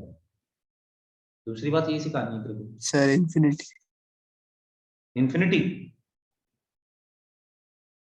और साइन की रेंज क्या होती है? सर 0 से -1 से 1। तो साइन इन्फिनिटी इन्फिनिटी कैसे हो जाएगा? साइन के अंदर तो कुछ भी डाल, आंसर तो -1 से 1 के बीच में ही आना है। इन्फिनिटी क्यों आएगा? इन्फिनिटी नहीं आएगा, इन्फिनिटी तो आ ही नहीं सकता, मतलब सॉरी, इन्फिनिटी तो नहीं है आंसर। अब क्या है क्या नहीं, ये भी हम डिस्कस ही कर रहे हैं आज। तो जी पहली चीज तो देखिए, ये भी एक पीसवाइज फंक्शन ही है, बस ये एक अलग बात है कि इसका 0 के नेगेटिव वाली साइड पे भी और 0 के पॉजिटिव वाली साइड पे भी दोनों पे फंक्शन का एक्सप्रेशन सेम ही होगा। साइन 1/x एक्सप्रेशन वही है। पीसवाइज तो सिर्फ इसलिए हो गया क्योंकि x इज इक्वल्स टू 0 पे डिफाइंड नहीं है, तो x इज इक्वल्स टू 0, जब x नॉट इक्वल टू 0 होगा तो फंक्शन होगा sin 1/x, जब x इज इक्वल्स टू 0 होगा तो फंक्शन नॉट डिफाइंड, ये बोल सकते हैं। ओके, अब बात करते हैं कैसे हम इसको निकाल रहे हैं। और एक बात कि लिमिट एग्जिस्ट करना और ना करना क्या है, अभी आपको लिमिट एग्जिस्ट करना तो आपको पता चल गया, पर आपको अभी LHL और RHL एग्जिस्ट करते हैं कि नहीं करते हैं, ऐसा तो कोई केस देखा ही नहीं अभी तक आपने तो सारे केसेस वो देखे हैं जिसमें LHL की भी वैल्यू निकल रही थी, RHL की भी वैल्यू निकल रही थी। तो अब आपको ये भी समझना है कि लिमिट एग्जिस्ट, तीन बातें होगी मेरे पास, यस, दो बातों से आगे बढ़ गए, तीन होगी। पहली बात मैंने आपको बताई कि साइन सॉरी कि ये फंक्शन हमारा पीसवाइज है, देखने पे नहीं दिख रहा पर है पीसवाइज। दूसरी बात अब मैं आपको बताने जा रहा हूँ कि LHL RHL do not exist का मतलब क्या है, क्या क्या है, क्या कहना चाह रहा है ये LHL और RHL एग्जिस्ट नहीं कर रही इस बात से। तो लिमिट, और तीसरी बात मैं आपको बताऊंगा कि साइन इन्फिनिटी की क्या वैल्यू है। तो लिमिट एग्जिस्ट नहीं करना या करना तो हमें समझ आ गया, LHL और RHL के हिसाब से हम बता देंगे, पर LHL और RHL या कोई भी लिमिट एग्जिस्ट कब नहीं करती है ये भी देखो। एक तो यही है कि LHL RHL आपने निकाला और LHL RHL बराबर ही ना है, और जब LHL को ही निकाल रहे हो तब तो एक ही पार्ट सॉल्व कर रहे हो ना लिमिट का। मैं ये कह रहा हूँ कि आपने ये करना सॉल्व किया कि जी भैया ठीक है, हम ये निकाल रहे हैं limit x tends to 0 negative 0 पे LHL निकाल रहे हैं, तो ये बनेगी साइन ऑफ 1/x।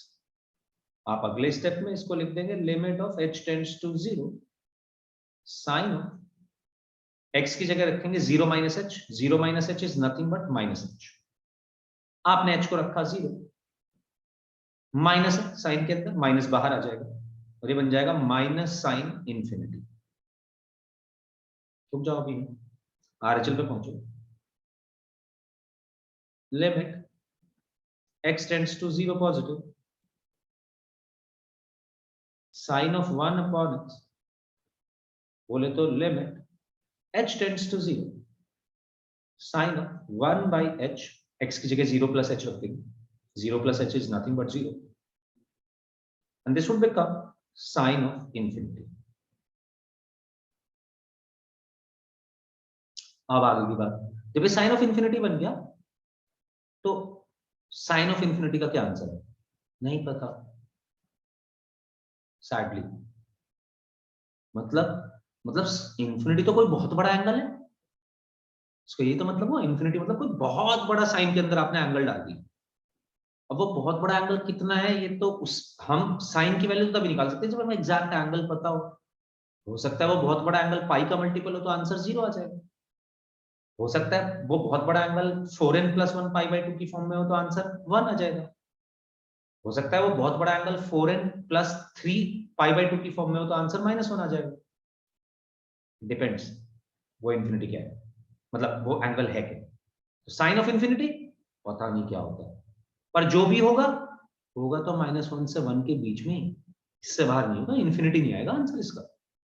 नहीं, साइन तो मतलब आंसर आपको देगा ना -1 से 1 के बीच में। तो हम कैसे बताएं जी अब इस चीज को लिख के, आप इसको ऐसे बताएंगे minus times an oscillatory number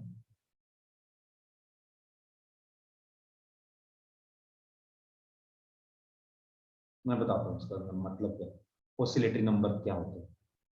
oscillatory तो टर्म है, मतलब आपको ये टर्म आपने वैसे पेंडुलम में पढ़ी होगी, एसएचएम में, सिंपल हार्मोनिक मोशन, ऑसिलेशंस।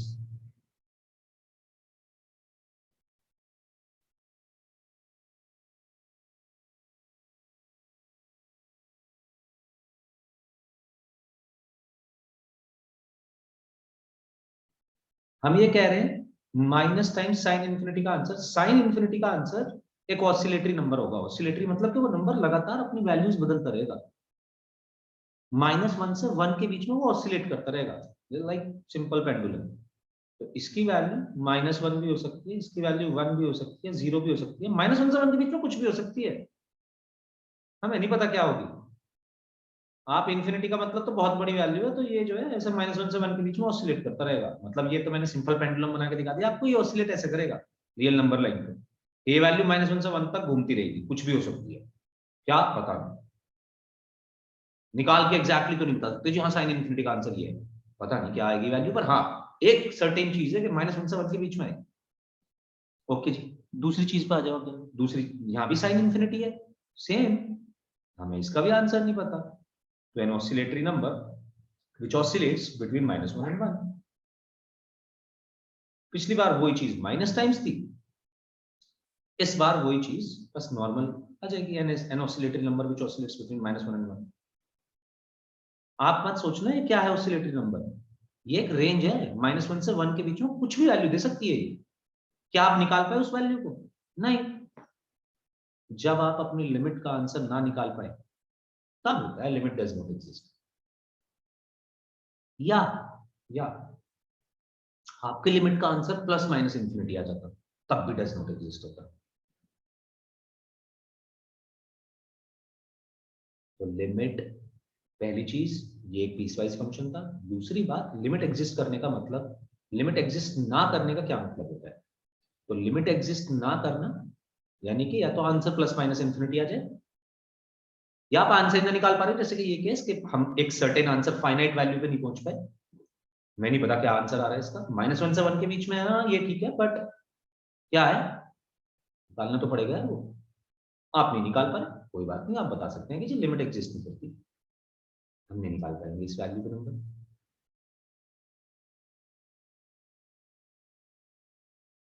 और तीसरी बात, साइन इन्फिनिटी का आंसर क्या है। साइन इन्फिनिटी तो मतलब ऑसिलेटरी नंबर है, हम नहीं निकाल पाएंगे इसकी वैल्यू, हमें ये पता है हाँ इसकी वैल्यू -1 से 1 के बीच में है। तो हम ये कह सकते हैं कि जी ना तो एलएचएल का आंसर निकला, ना ही तो आरएचएल का आंसर निकला, तो दोनों ही एग्जिस्ट नहीं करते। अभी कोई प्रॉब्लम पूछ सकते हैं आप।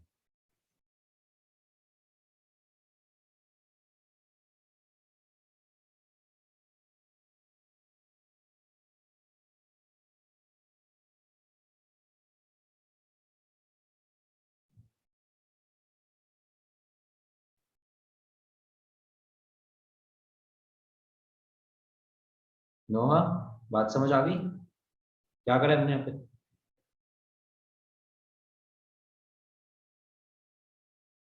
ठीक है, आगे बढ़ें जी।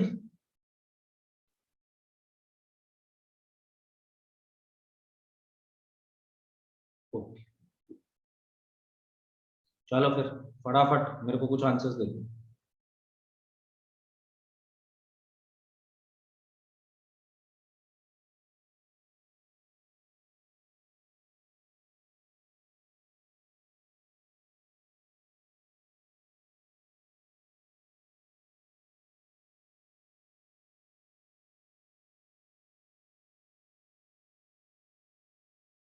बता दो जल्दी से फटाफट,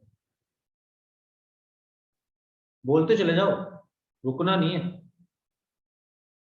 सोचो मत कि मैं तुम्हारा नाम लूं या चैट पे भेजते चले जाओ मुझे।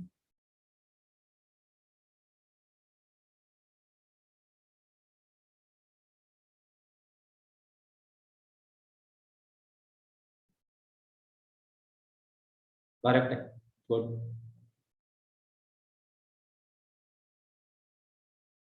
करेक्ट है नोहा, गुड।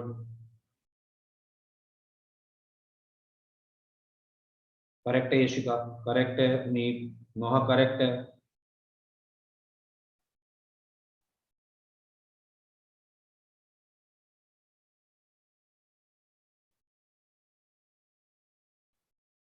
मुनीब करेक्ट है,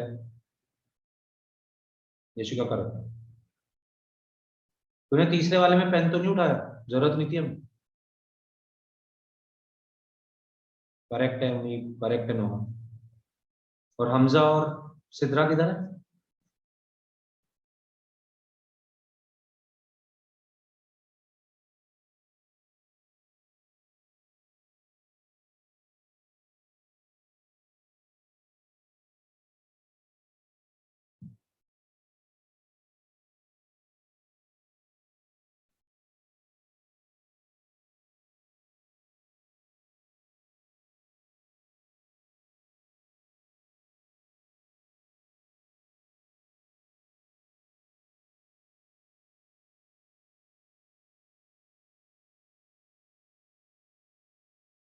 नहीं सिद्रा, टू रखेंगे, किस में रखेंगे, कुछ इसमें रखेंगे ना, x ग्रेटर देन 1 पे, तो इसका आंसर ए।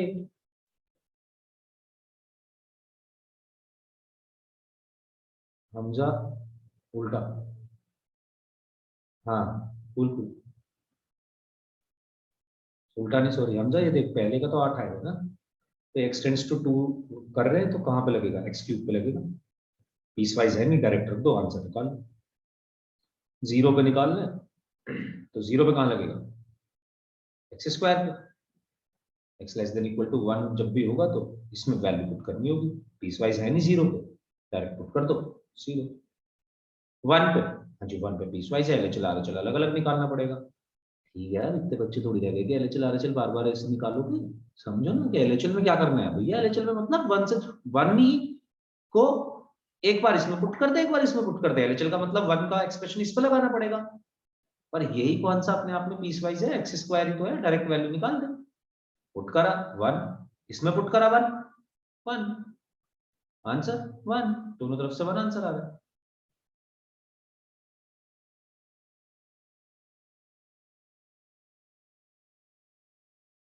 चलो ये बताओ, थर्ड आंसर बताओ, थर्ड वाला आंसर, ये नहीं पूछना, थर्ड वाला आंसर।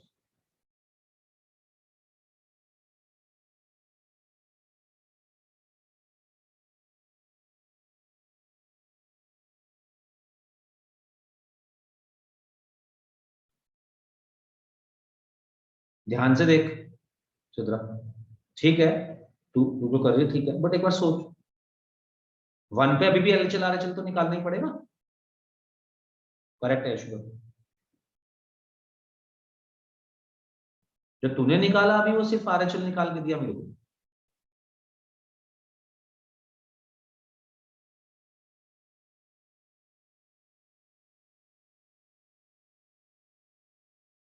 नोआ ये क्वेश्चन बता रहे तुम, ये वाला अभी जो मैंने पूछा।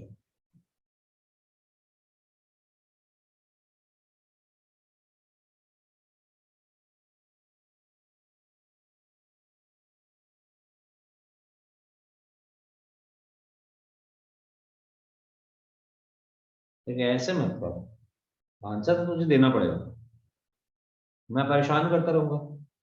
तू दे दे आंसर, या मुझसे कह दे कि ये कह दे, या तो फिर कि हाँ जी मुझे समझ नहीं आई ये बात, मैं तुझे समझाऊंगा फिर। तो उधर मैंने पीछे नहीं हटना, तो फिर तुझे इधर पीछे नहीं हटना है, आंसर देने हैं। मुझसे पूछ ले, हमें कोई दिक्कत नहीं है, हम तुझे 10 बार एक्सप्लेन कर देंगे, कोई भी बात, और एक्चुअली कर देंगे, जस्ट आई मीन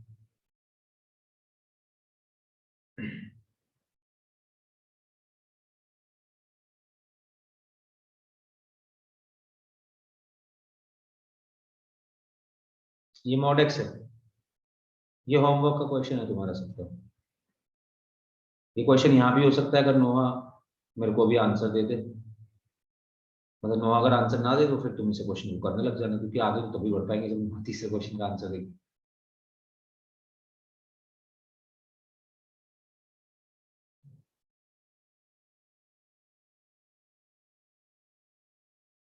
और चित्रा आंसर तो तुम्हें भी दे दें, अभी वो करेक्ट आंसर नहीं है जो तुमने मुझे दिया। अच्छा ये क्या है, आंसर है या LHL RHL निकाल रही है?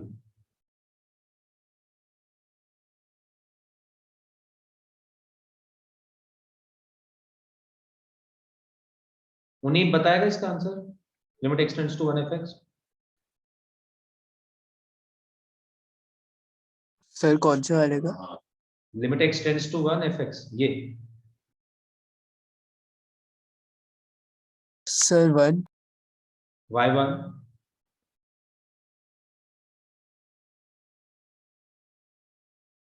सर क्योंकि x greater than lesser than equal to 1 में वैल्यू x स्क्वायर है तो 1 का स्क्वायर। अच्छा तो 1 पे फंक्शन ब्रेक नहीं हो रहा? नहीं, तो 1 के केस में तो LHL RHL दोनों ही निकालना पड़ेगा ना। अभी भी तो हमने थोड़ी देर पहले दो, अच्छा तुमने तब दोनों नहीं निकाले थे। x की वैल्यू 1 जब हम रख रहे हैं तो 1 पे तो LHL अलग फंक्शन है, RHL अलग फंक्शन है। 1 पे हुआ ब्रेक, जिस पॉइंट पे ब्रेक होता है उस पे तो LHL RHL दोनों ही लगाने पड़ेंगे। तूने LHL का आंसर दे दिया 1, ठीक है, RHL भी तो है नहीं? सर RHL की वैल्यू 1 से ज्यादा। कितनी है बता, एग्जैक्ट वैल्यू बता मेरे को। RHL मिल तो रही है, सीधे मिल रही है, बराबर है। सर 1 से जस्ट ज्यादा। ओए RHL की वैल्यू बिल्कुल 1 से ज्यादा, पर निकलेगा ना कुछ RHL।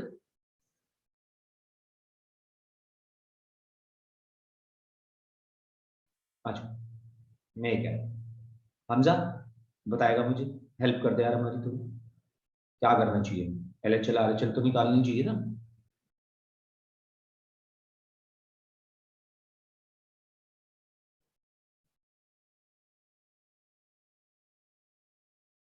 ये है भाई LHL इसकी। हाँ बोल बोल बोल, हमजा बोल। Yes sir. और RHL क्या है बता। तो 1 plus x 1 x plus 2 1 x cube plus 2। और लिमिट क्या लगी हुई है, h टेंड्स टू 0। नोहा सिद्रा मीत, ये हम पूछ रहे हैं, ये वैल्यूज, ये LHL निकाल रहे हैं तो इसमें पुट करना पड़ेगा, 1 माइनस एच पुट करेंगे इसमें। RHL निकाल रहे हैं तो इसमें पुट करना पड़ेगा, क्योंकि 1 से बड़े का फंक्शन ये है, और 1 प्लस एच पुट कर रहे हैं। मैंने अभी आपसे थोड़ी देर पहले कहा था कि आप ये भी मत करो, आप इसको डायरेक्ट वैल्यू पुट कर दो बस। पर यार x की वैल्यू 1 पे ब्रेक हो रहा है फंक्शन, तो LHL RHL दोनों नहीं निकालेंगे क्या? अब h की वैल्यू 0 रखोगे 1 आएगा, h की वैल्यू यहाँ पे 0 रखोगे 3 आएगा, तो अलग अलग आ रहा है LHL RHL। सिद्रा 3 नहीं होगा आंसर, एंड नोहा दोनों 3 क्यों होगा answer? Limit does not exist होगा आंसर। हमने 1 पे LHL और RHL दोनों निकाला, और क्यों निकालना पड़ा 1 पे LHL RHL? क्योंकि 1 पे ही ब्रेक हो रहा था फंक्शन।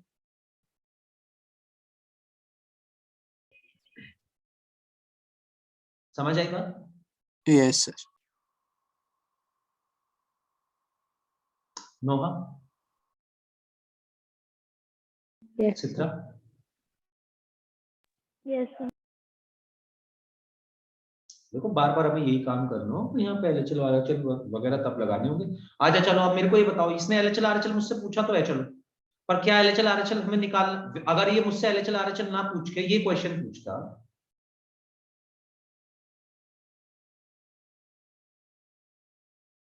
तो क्या हमें खुद से LHL RHL निकालना चाहिए था?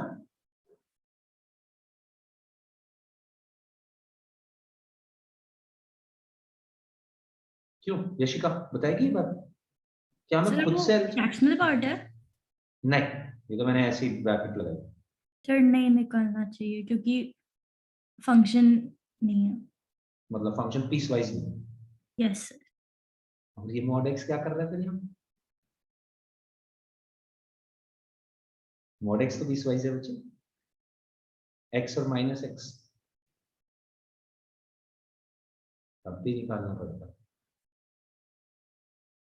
वो अलग बात है, हम इस केस में LHL RHL बिना निकाले, मतलब ऐसे LHL और RHL निकालने तो पड़ेंगे, नो डाउट, कोई अलग बात नहीं। सॉरी, मैं कुछ गलत समझ रहा था। निकालने तो देखा मैं वैसे भी पढ़ते, क्योंकि मॉड एक्स है ना पीस वाइज, तो ये पूरा function x upon x plus x square होगा if x is greater than equal to, x 0 के बराबर नहीं हो सकता पहले, if x is greater than 0 and this function will be x upon minus x plus x square when x is less than 0. ये mod लगा हुआ है, समझ आई बात? Yes, sir. कूल। अब आप इधर करके लाएंगे घर से, हम आगे बढ़ते हैं जरा।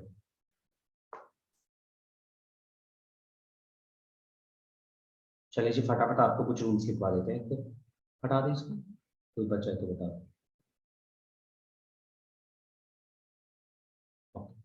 अब आपको फटाफट एक तो रूल्स लिखवा देते हैं, बेसिक बेसिक बातें, अलजेब्रा ऑफ लिमिट्स।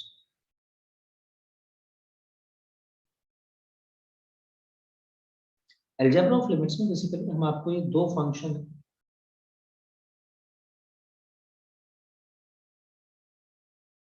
एक फंक्शन f(x) पे हमने limit x tends to a लगाया, आंसर आया मेरा m, एंड एक दूसरा फंक्शन है, मतलब इस पे आंसर m आया, तो इसका मतलब ये लिमिट एग्जिस्ट कर रही है। एक दूसरा फंक्शन है कोई g(x), उस पे हमने यही चीज लगाई, सेम लिमिट लगाई, तो उसका आंसर आया कुछ m। देन हम आपको ये बातें बताना चाह रहे हैं कि लेट्स से आप ये लगा,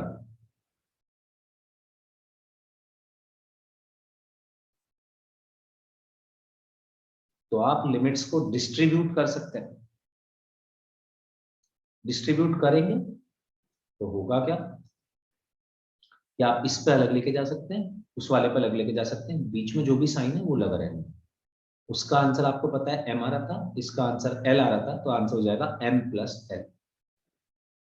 बट उससे पहली बात, इंपॉर्टेंट बात, ये रूल ये सिखाए जा रहे हैं आपको, limit is distributive over addition, subtraction, multiplication and divide, चारों को।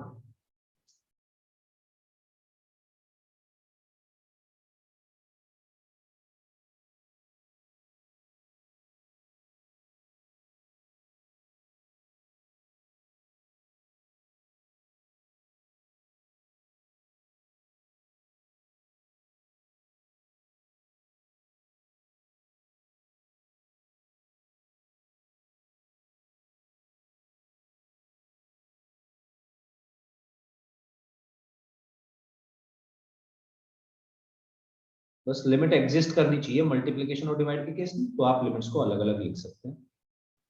अगर लिमिट एग्जिस्ट ना कर रही होती तब अलग अलग लिखता।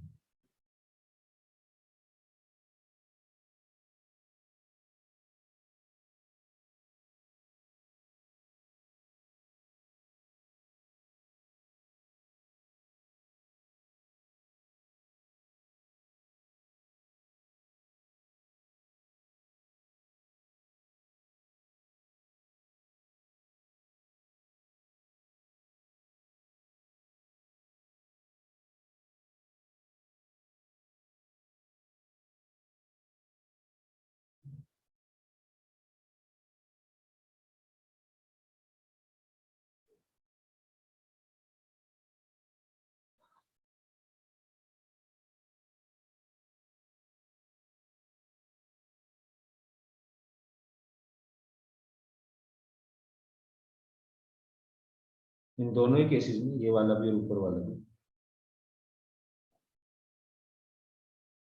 तब डिस्ट्रीब्यूटिव होगी लिमिट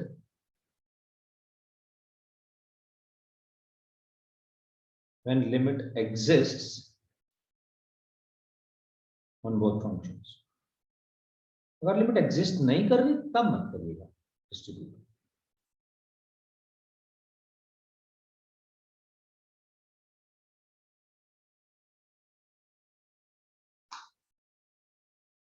और यहाँ पे एक और कंडीशन कि एल की वैल्यू 0 भी ना हो यार, अगर एल की वैल्यू 0 होगी तो तब भी आप इसको नहीं कर पाएंगे। मतलब वही चीज है, देखो लिमिट एग्जिस्ट नहीं करेगी ना एल जब 0 हो जाएगा, आंसर इनफाइनाइट हो जाएगा। इसका आंसर इनफाइनाइट नहीं आना चाहिए। तब आप मतलब डिस्ट्रीब्यूट मत करना इसको, तब किसी और तरीके से सॉल्व हो रहा होगा। आगे चलते हुए हम समझ जाएंगे, अभी तो आप बेसिक बेसिक से रूल से ये पढ़ लो। जब दो चीजों को जोड़ रहे हो, घटा रहे हो, मल्टीप्लाई कर रहे हो, डिवाइड कर रहे हो और आपने उन पर लिमिट लगाई तो कोई दिक्कत नहीं है भाई, तो पूरे पे लगा लिमिट, मतलब अलग अलग कर दो लिमिट को, पूरे पे लगा या एक साथ या फिर इंडिविजुअली हर पार्ट पे अलग अलग लगा, कोई फर्क नहीं पड़ रहा उससे। तो इनको तो उठा उठा के मैं यूज ही करना है, बस मैं आपको ये छोटी छोटी बातें बता रहा हूँ कि भैया देखिए, अगर ये चारों ऑपरेशन तो चलो बताई दिए कि अगर आपका कोई भी कांस्टेंट मल्टीप्लिकेशन में है, कांस्टेंट को बाहर निकाल, वैल्यू देख ले, इसको सॉल्व कर अपने फंक्शन को, बस कांस्टेंट को तो अंदर ले बाहर कर, कोई दिक्कत नहीं है उससे, कांस्टेंट से हमें कोई परेशानी नहीं है, कांस्टेंट के लिए लिमिट नहीं लगाई जा रही है।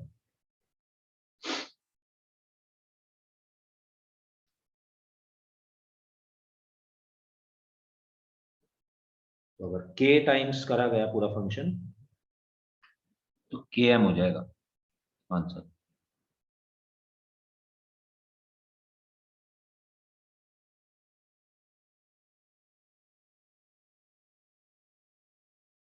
मुझे लिख लिया क्या सभी ने? अगर कोई बचा है तो प्लीज दे जाए। सर हाँ जी। सर जब हम ऐड या सब्ट्रैक्ट कर रहे होंगे तो अगर लिमिट एग्जिस्ट भी नहीं करती तब भी हम डिस्ट्रीब्यूट कर सकते हैं, क्योंकि अगर क्या एक लिमिट एग्जिस्ट नहीं करेगी तो फिर तो बिल्कुल नहीं कर सकते। पर ऐड या सब्ट्रैक्ट ना कर तभी सकते हैं जब या तो दोनों लिमिट एग्जिस्ट कर रही हो या तो दोनों ही ना कर रही हो। ये भी हम जो पॉइंट्स टू बी रिमेंबर्ड में इसके बाद लिखवाएंगे भी। तूने अच्छा, काफी अच्छा क्वेश्चन पूछा है जो तूने पूछा है। पर होगा ऐसा कि एफ एक्स प्लस, मतलब दो चीजों को अगर तूने जोड़ा है तो वो तभी जुड़ रही होंगी लिमिट्स के अंदर यशिका, जब वो दोनों या तो लिमिट, दोनों पे लिमिट एग्जिस्ट कर रही है, दोनों पे ना कर रही है।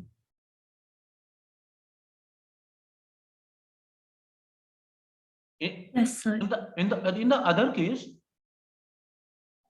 लेट्स से मैं ये सेकंड वाला पार्ट सॉल्व कर रहा हूं ना, F x into G x वाला, जब हम दो फंक्शंस को मल्टीप्लाई करेंगे तो ऐसा हो सकता है कि अलग अलग जब तूने उसे करा ना, एक पे लिमिट एग्जिस्ट कर रही हो, एक पे ना कर रही हो, या दोनों पे ही ना कर रही हो, या दोनों पे लिमिट एग्जिस्ट कर रही हो। पर एडिशन में या सब्ट्रैक्शन में कभी ऐसा नहीं होगा कि एक पे लिमिट एग्जिस्ट कर रही है एक पे नहीं कर रही है, ऐसा तो हो ही नहीं सकता। मतलब ये अभी लिखवाया जाएगा, अभी तेरे को पॉइंट्स टू बी रिमेंबर्ड में, पहले ये सारे रूल्स लिखने के बाद।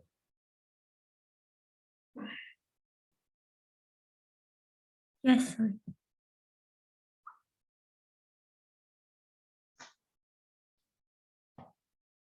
भाई सॉरी यार, मेरी बहुत देर से क्लास चल रही है, मैं कुछ खा नहीं पाया। जैसे कि मैंने पहले ही कहा, मैं किसी को जज नहीं करता, आप मेरी क्लास में बैठ के खाओ, कुछ भी करो, आंसर देते रहो मेरे को, मुझसे कहीं दिक्कत आए पूछते रहो।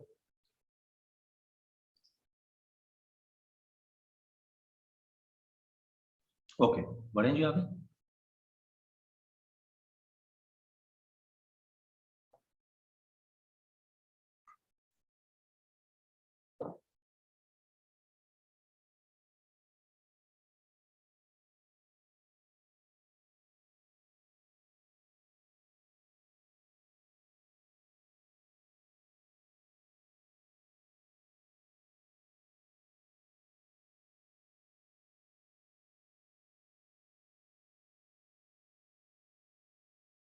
अगर आपने मोड लगाया अपने फंक्शन पे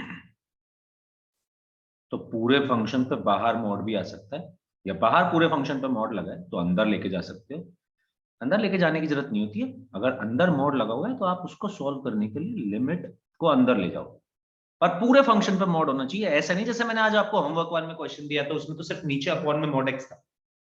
पर अगर पूरे फंक्शन पे मोड होता तो कर ले सॉल्व अंदर ले जाकर, कोई दिक्कत नहीं, आंसर मॉडल हो जाएगा जो भी आ रहा होगा।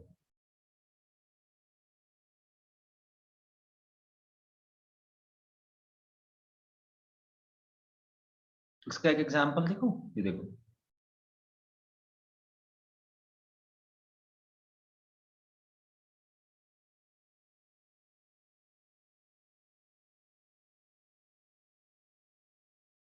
ये देखो, ये मैं दिखाने की कोशिश कर रहा हूँ। अब पूरे फंक्शन पर मॉड लगा हुआ है, चाहूं तो मैं इसको ऐसे भी सॉल्व कर सकता हूँ। Mod limit x tends to 0 x, इसके अंदर वाले की वैल्यू 0 है क्योंकि वो थोड़ी उसके लिए पीस वाइज है, x तो नॉर्मल है उसके लिए, 0 रखेगी 0 आ जाएगा, आंसर 0 है। अब तुम कहोगे जी हम इसे LHL RHL से भी तो देख सकते थे, बिल्कुल देख सकते थे, देख ले, आंसर 0 ही आएगा।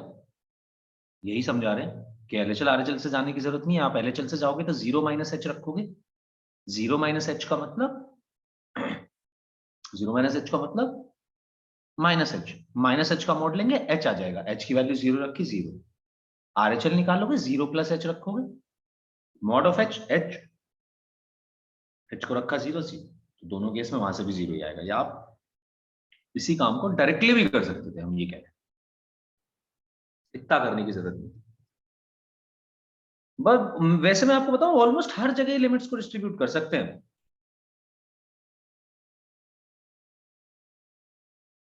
जैसे fx की पावर gx दे रखी है और इस पर लिमिट लगा दी, तो अलग अलग दोनों पर लिमिट लगा के सॉल्व कर लो, पावर में, लॉग में, मॉड में, सब जगह लिमिट्स को डिस्ट्रीब्यूट कर सकते हैं यार, कोई दिक्कत ही नहीं है।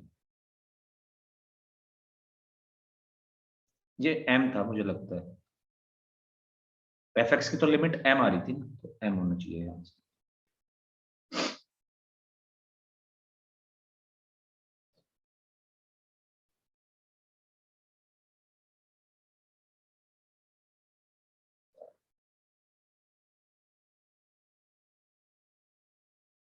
अभी आप वैसे तो फॉग भी पढ़ के आए, तो फॉग में भी सिखा देता हूं मैं, फॉग का मतलब f ओवर जी एक्स, तो आप इसमें भी इसको ऐसे लिख सकते हैं, f के अंदर ले जाके limit x tends to a g x, तो अंदर लिमिट को लेके जा सकते हैं, तो इसका आंसर आ जाएगा F M, sorry F L.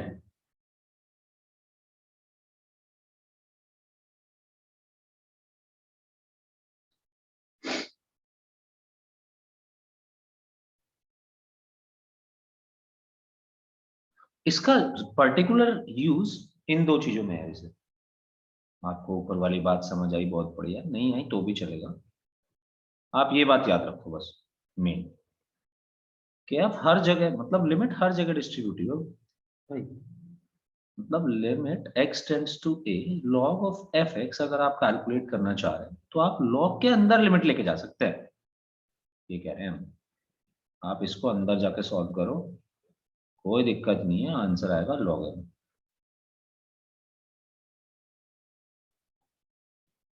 Same अगर आप e की पावर में कुछ सॉल्व कर रहे हो या किसी भी नंबर की पावर में कुछ सॉल्व कर रहे हो, तो ये तो हमने वैसे यहीं पे बता दिया था, बट दोबारा यहाँ पे तो दोनों में अलग अलग लिमिट डिस्ट्रीब्यूट करी थी, इसमें तो सिर्फ fx में ही करने की जरूरत है, तो कर दो।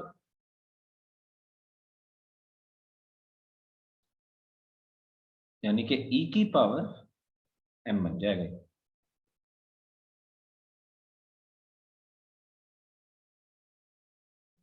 मतलब बता वही रहे हैं आपसे कि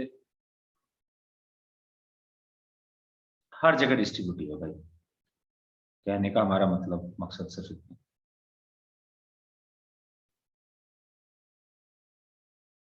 अगर आपकी किसी फंक्शन पर लिमिट प्लस माइनस इंफिनिटी आ रही है तो इसी चीज को बोलते हैं डज नॉट एग्जिस्ट। इसको ये भी बोल सकते हैं कि फंक्शन एफ एक्स पर लिमिट एग्जिस्ट नहीं कर रही, बट हाँ अगर 1/f(x) कर दिया जाए तो फिर ये 0 बन जाएगा। f(x) अगर a पे, f a अगर प्लस माइनस इंफिनिटी आ रहा है तो 1/f 0 ही आएगा।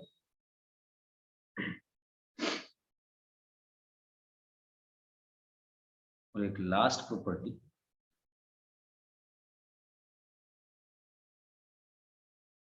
कि अगर कोई दो फंक्शन दिए हुए हैं जिसमें एक छोटा है एक बड़ा है, तो उन पर आप कोई लिमिट लगाएंगे तो वो भी उसी ऑर्डर में रहेगी।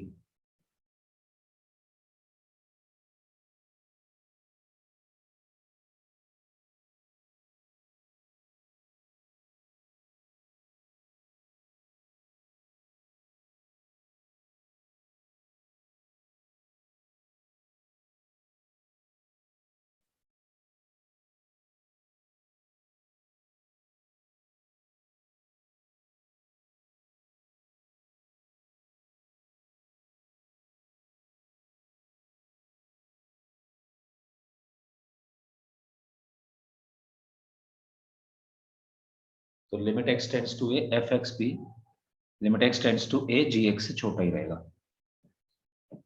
अगर एफ एक्स जी एक्स से छोटा था किसी सर्टेन इंटरवल में, let's say F x G x से छोटा है 1 से लेकर 4 तक, और आपने बोला लिमिट x टेंड्स टू 2 पे क्या सिचुएशन रहेगी, वैसी रहेगी, limit x tends to 2 F x limit x tends to 2 G x से छोटा ही रहेगा। इनफैक्ट कोई भी वैल्यू अगर आप x की वैल्यू 1 से 4 के बीच में रखते हैं हमेशा छोटा ही रहेगा, आप कोई भी लिमिट निकालते हैं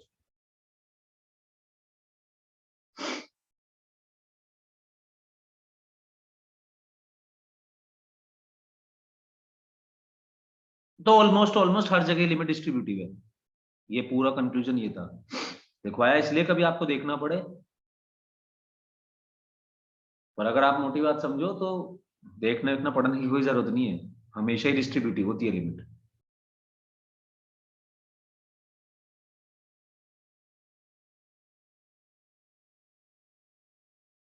आगे बढ़े, कोई बच्चा है तो बता दे मेरे को।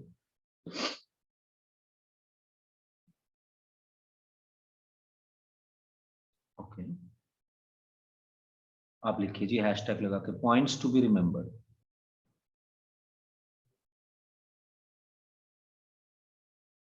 ये बातें आपको ध्यान रखिएगा।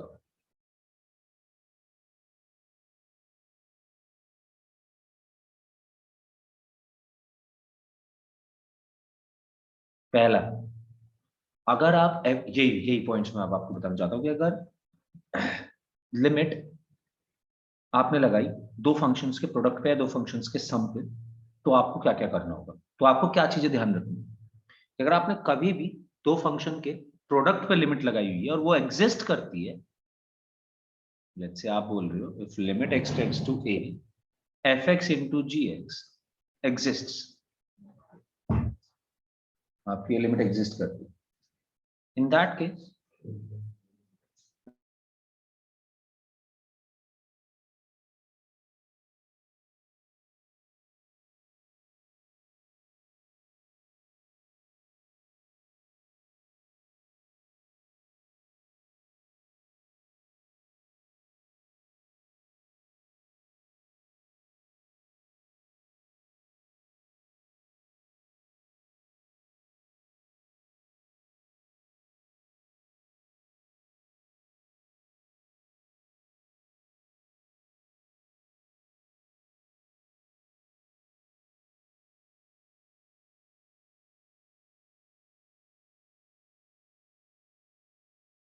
हाँ जी, तो limit x tends to A F x into G x अगर एग्जिस्ट करता है मतलब किसी दो फंक्शन के प्रोडक्ट पे आपने लिमिट लगाया और उसका आंसर आ रहा है वो एग्जिस्ट करता है, तो ये तीनों केसेस पॉसिबल है।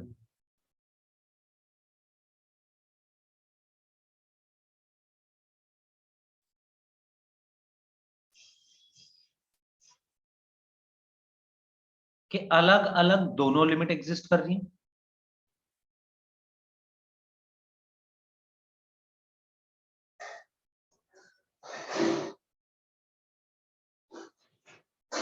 या फिर एक कर रही है एक ना एग्जिस्ट कर रही है।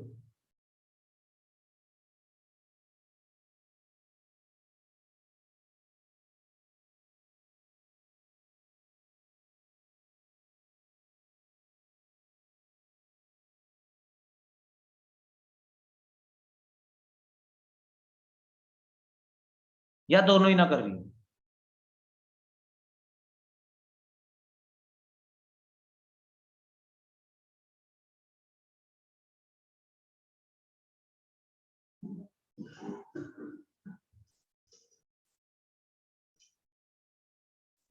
दोनों ही लिमिट एग्जिस्ट नहीं करती मतलब,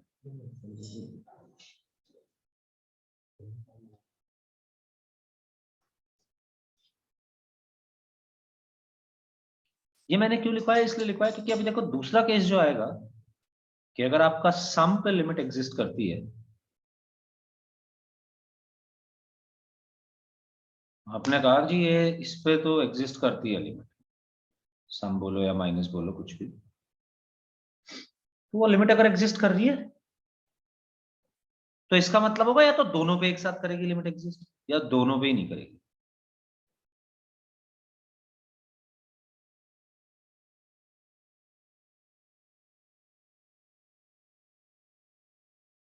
यानी कि limit x tends to A F x and limit x tends to A G x both exist. Either both exists or limit extends to a fx and limit extends to a gx दोनों ही exist नहीं करते, do not exist.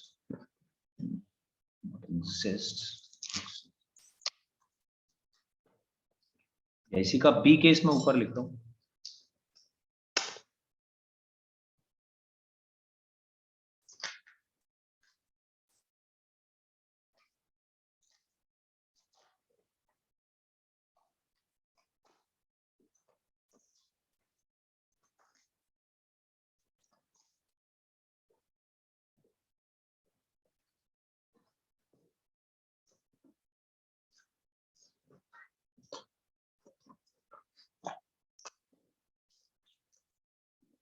अगर एक limit exist करती है तो दूसरी भी करनी चाहिए. यहाँ पर अगर आपको समेशन दिया गया है और बोला गया है limit x tends to A F x exist, तो आप कहेंगे इसका मतलब limit x tends to A G x भी एग्जिस्ट करती है. और अगर बोल दिया कि limit x tends to A F x exist नहीं करता, तो इसका मतलब limit x tends to A G x भी एग्जिस्ट नहीं करता होगा.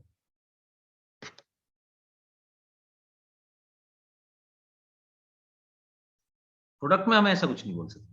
प्रोडक्ट में दोनों ही चीजें पॉसिबल है, दोनों एग्जिस्ट कर रहे हो, दोनों ही ना कर रहे हो, या एक कर रहा हो एक ना कर रहे हो.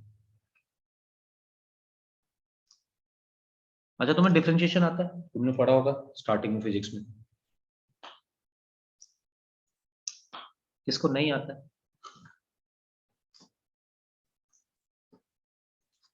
आता तो तुम्हें किसी को भी नहीं है, पहली बात. पर जितना फिजिक्स में पढ़ा है उतना सबको आता है. हैंड रेज कर सकते हो जिसको नहीं आता.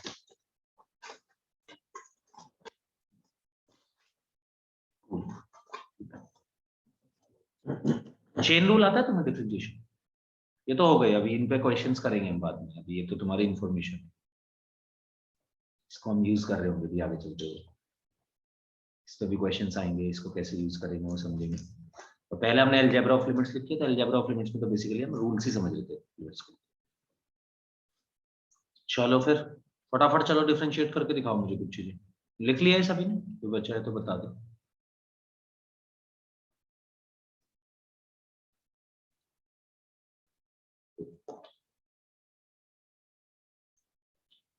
तो अगर हमारा कोई फंक्शन एफ एक्स है तो उसके डिफरेंशिएशन को हम एफ डैश एक्स से रिप्रेजेंट कर देते हैं.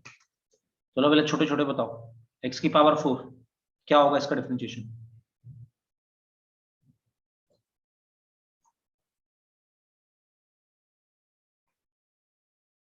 मैं पूछता रहूंगा, चैट पे मत लिखो, बहुत टाइम लगेगा उसमें. भेजा है मुझे आंसर. करेक्ट है उन्हीं, करेक्ट है नोहा. सिद्रा क्या होगा एक्स की पावर 4 का डिफरेंशिएशन?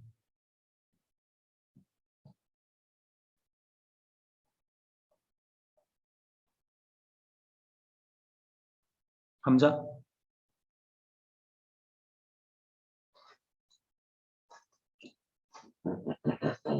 ओके. नहीं आता तो पूछ क्यों नहीं रही मुझसे?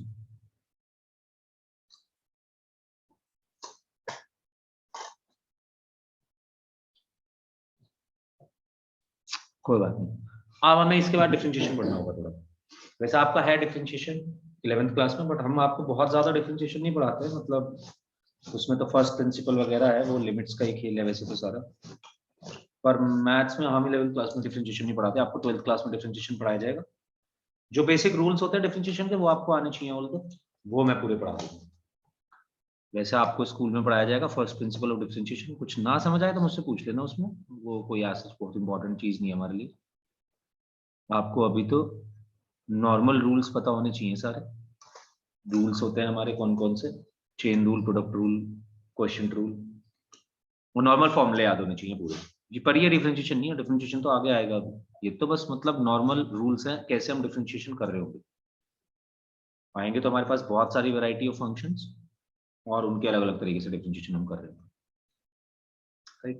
तो आपने कल वाली क्लास में क्या करके आना है, मतलब जो भी आपकी नेक्स्ट क्लास होगी अब इसके बाद, उसमें आप ये कर रहे होंगे दैट यू हैव टू,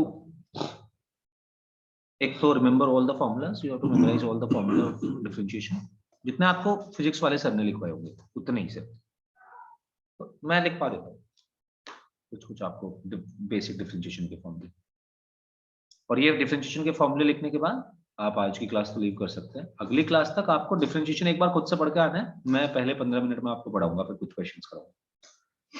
तो आपको पहले तो सबसे पहले बेसिक फॉर्मूले फॉर डिफरेंशिएशन,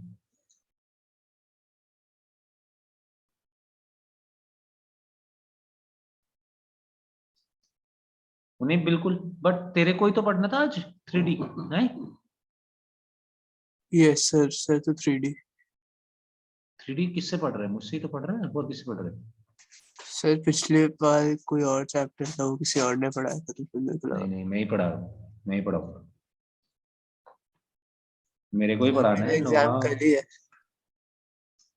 ओके ठीक है, फिर हम डिफरेंशिएशन बाद में करेंगे, पहले हम ये कर लेंगे। बता दिया था यार मुझसे ये सब बातें। बेसिक फॉर्मूला फॉर डिफरेंशिएशन, यहाँ पे ये टॉपिक है हमारा, जिसमें मैं नेक्स्ट क्लास से शुरू करना होगा। और अब हम फुल फ्लेज लिमिट्स स्टार्ट करेंगे कि आप क्या क्या एग्जैक्टली लिमिट्स में पढ़ रहे होंगे, अच्छे क्वेश्चंस, थोड़े बेटर चीजें। जेई का सिलेबस अब हमारा स्टार्ट होगा जब हम डिफरेंशिएशन खत्म कर लेंगे, ठीक है? फिर मैं आपको एक दो बातें और भी बताऊंगा कि कहाँ कहाँ पे और लिमिट्स अप्लाई होगी। नोहा और उन्हीं रुक सकते हैं यार, बस 5 मिनट का ब्रेक चाहिए होगी, है ना? यस सर, ठीक है। लगातार 6-7 घंटे होगी ये क्लास, तो 5 मिनट ब्रेक चाहिए। 5, तुम चाहो तो कॉल पे रहो, मैं थोड़ा सा कुछ खा लूँ फटाफट और फिर स्टार्ट करते हैं। Yes sir, okay. और सब लीव कर सकते हैं, जिसको 3D पढ़ना है वो रुक सकता है। आपको बेसिक सीबीएसई लेवल की 3D पढ़ानी है बस।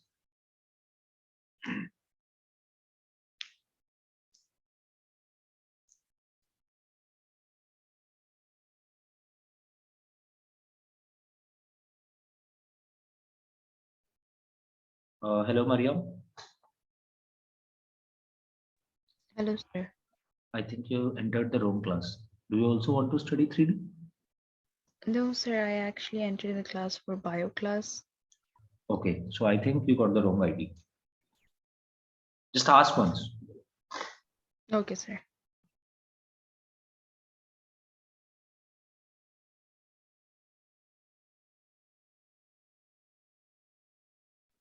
सिद्रा, तेरे को भी पढ़ना है क्या 3D?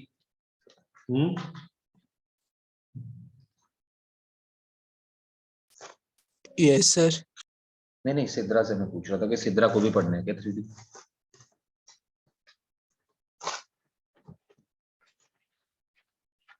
पढ़ना है तो रुक जा, नहीं तो जा भी सकती है, कोई दिक्कत नहीं। As you wish.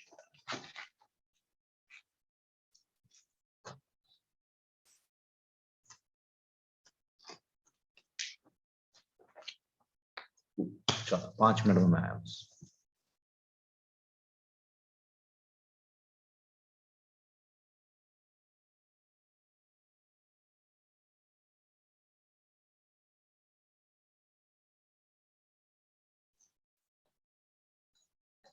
अच्छा, मुझे लगता है कि तुम्हें दूसरा वो मिलेगा ना, लिंक आईडी हमें दूसरा मिलेगा, तो तब हम आते हैं, उससे ज्वाइन करो, ठीक है? मुनीब, सिद्रा एंड नोहा।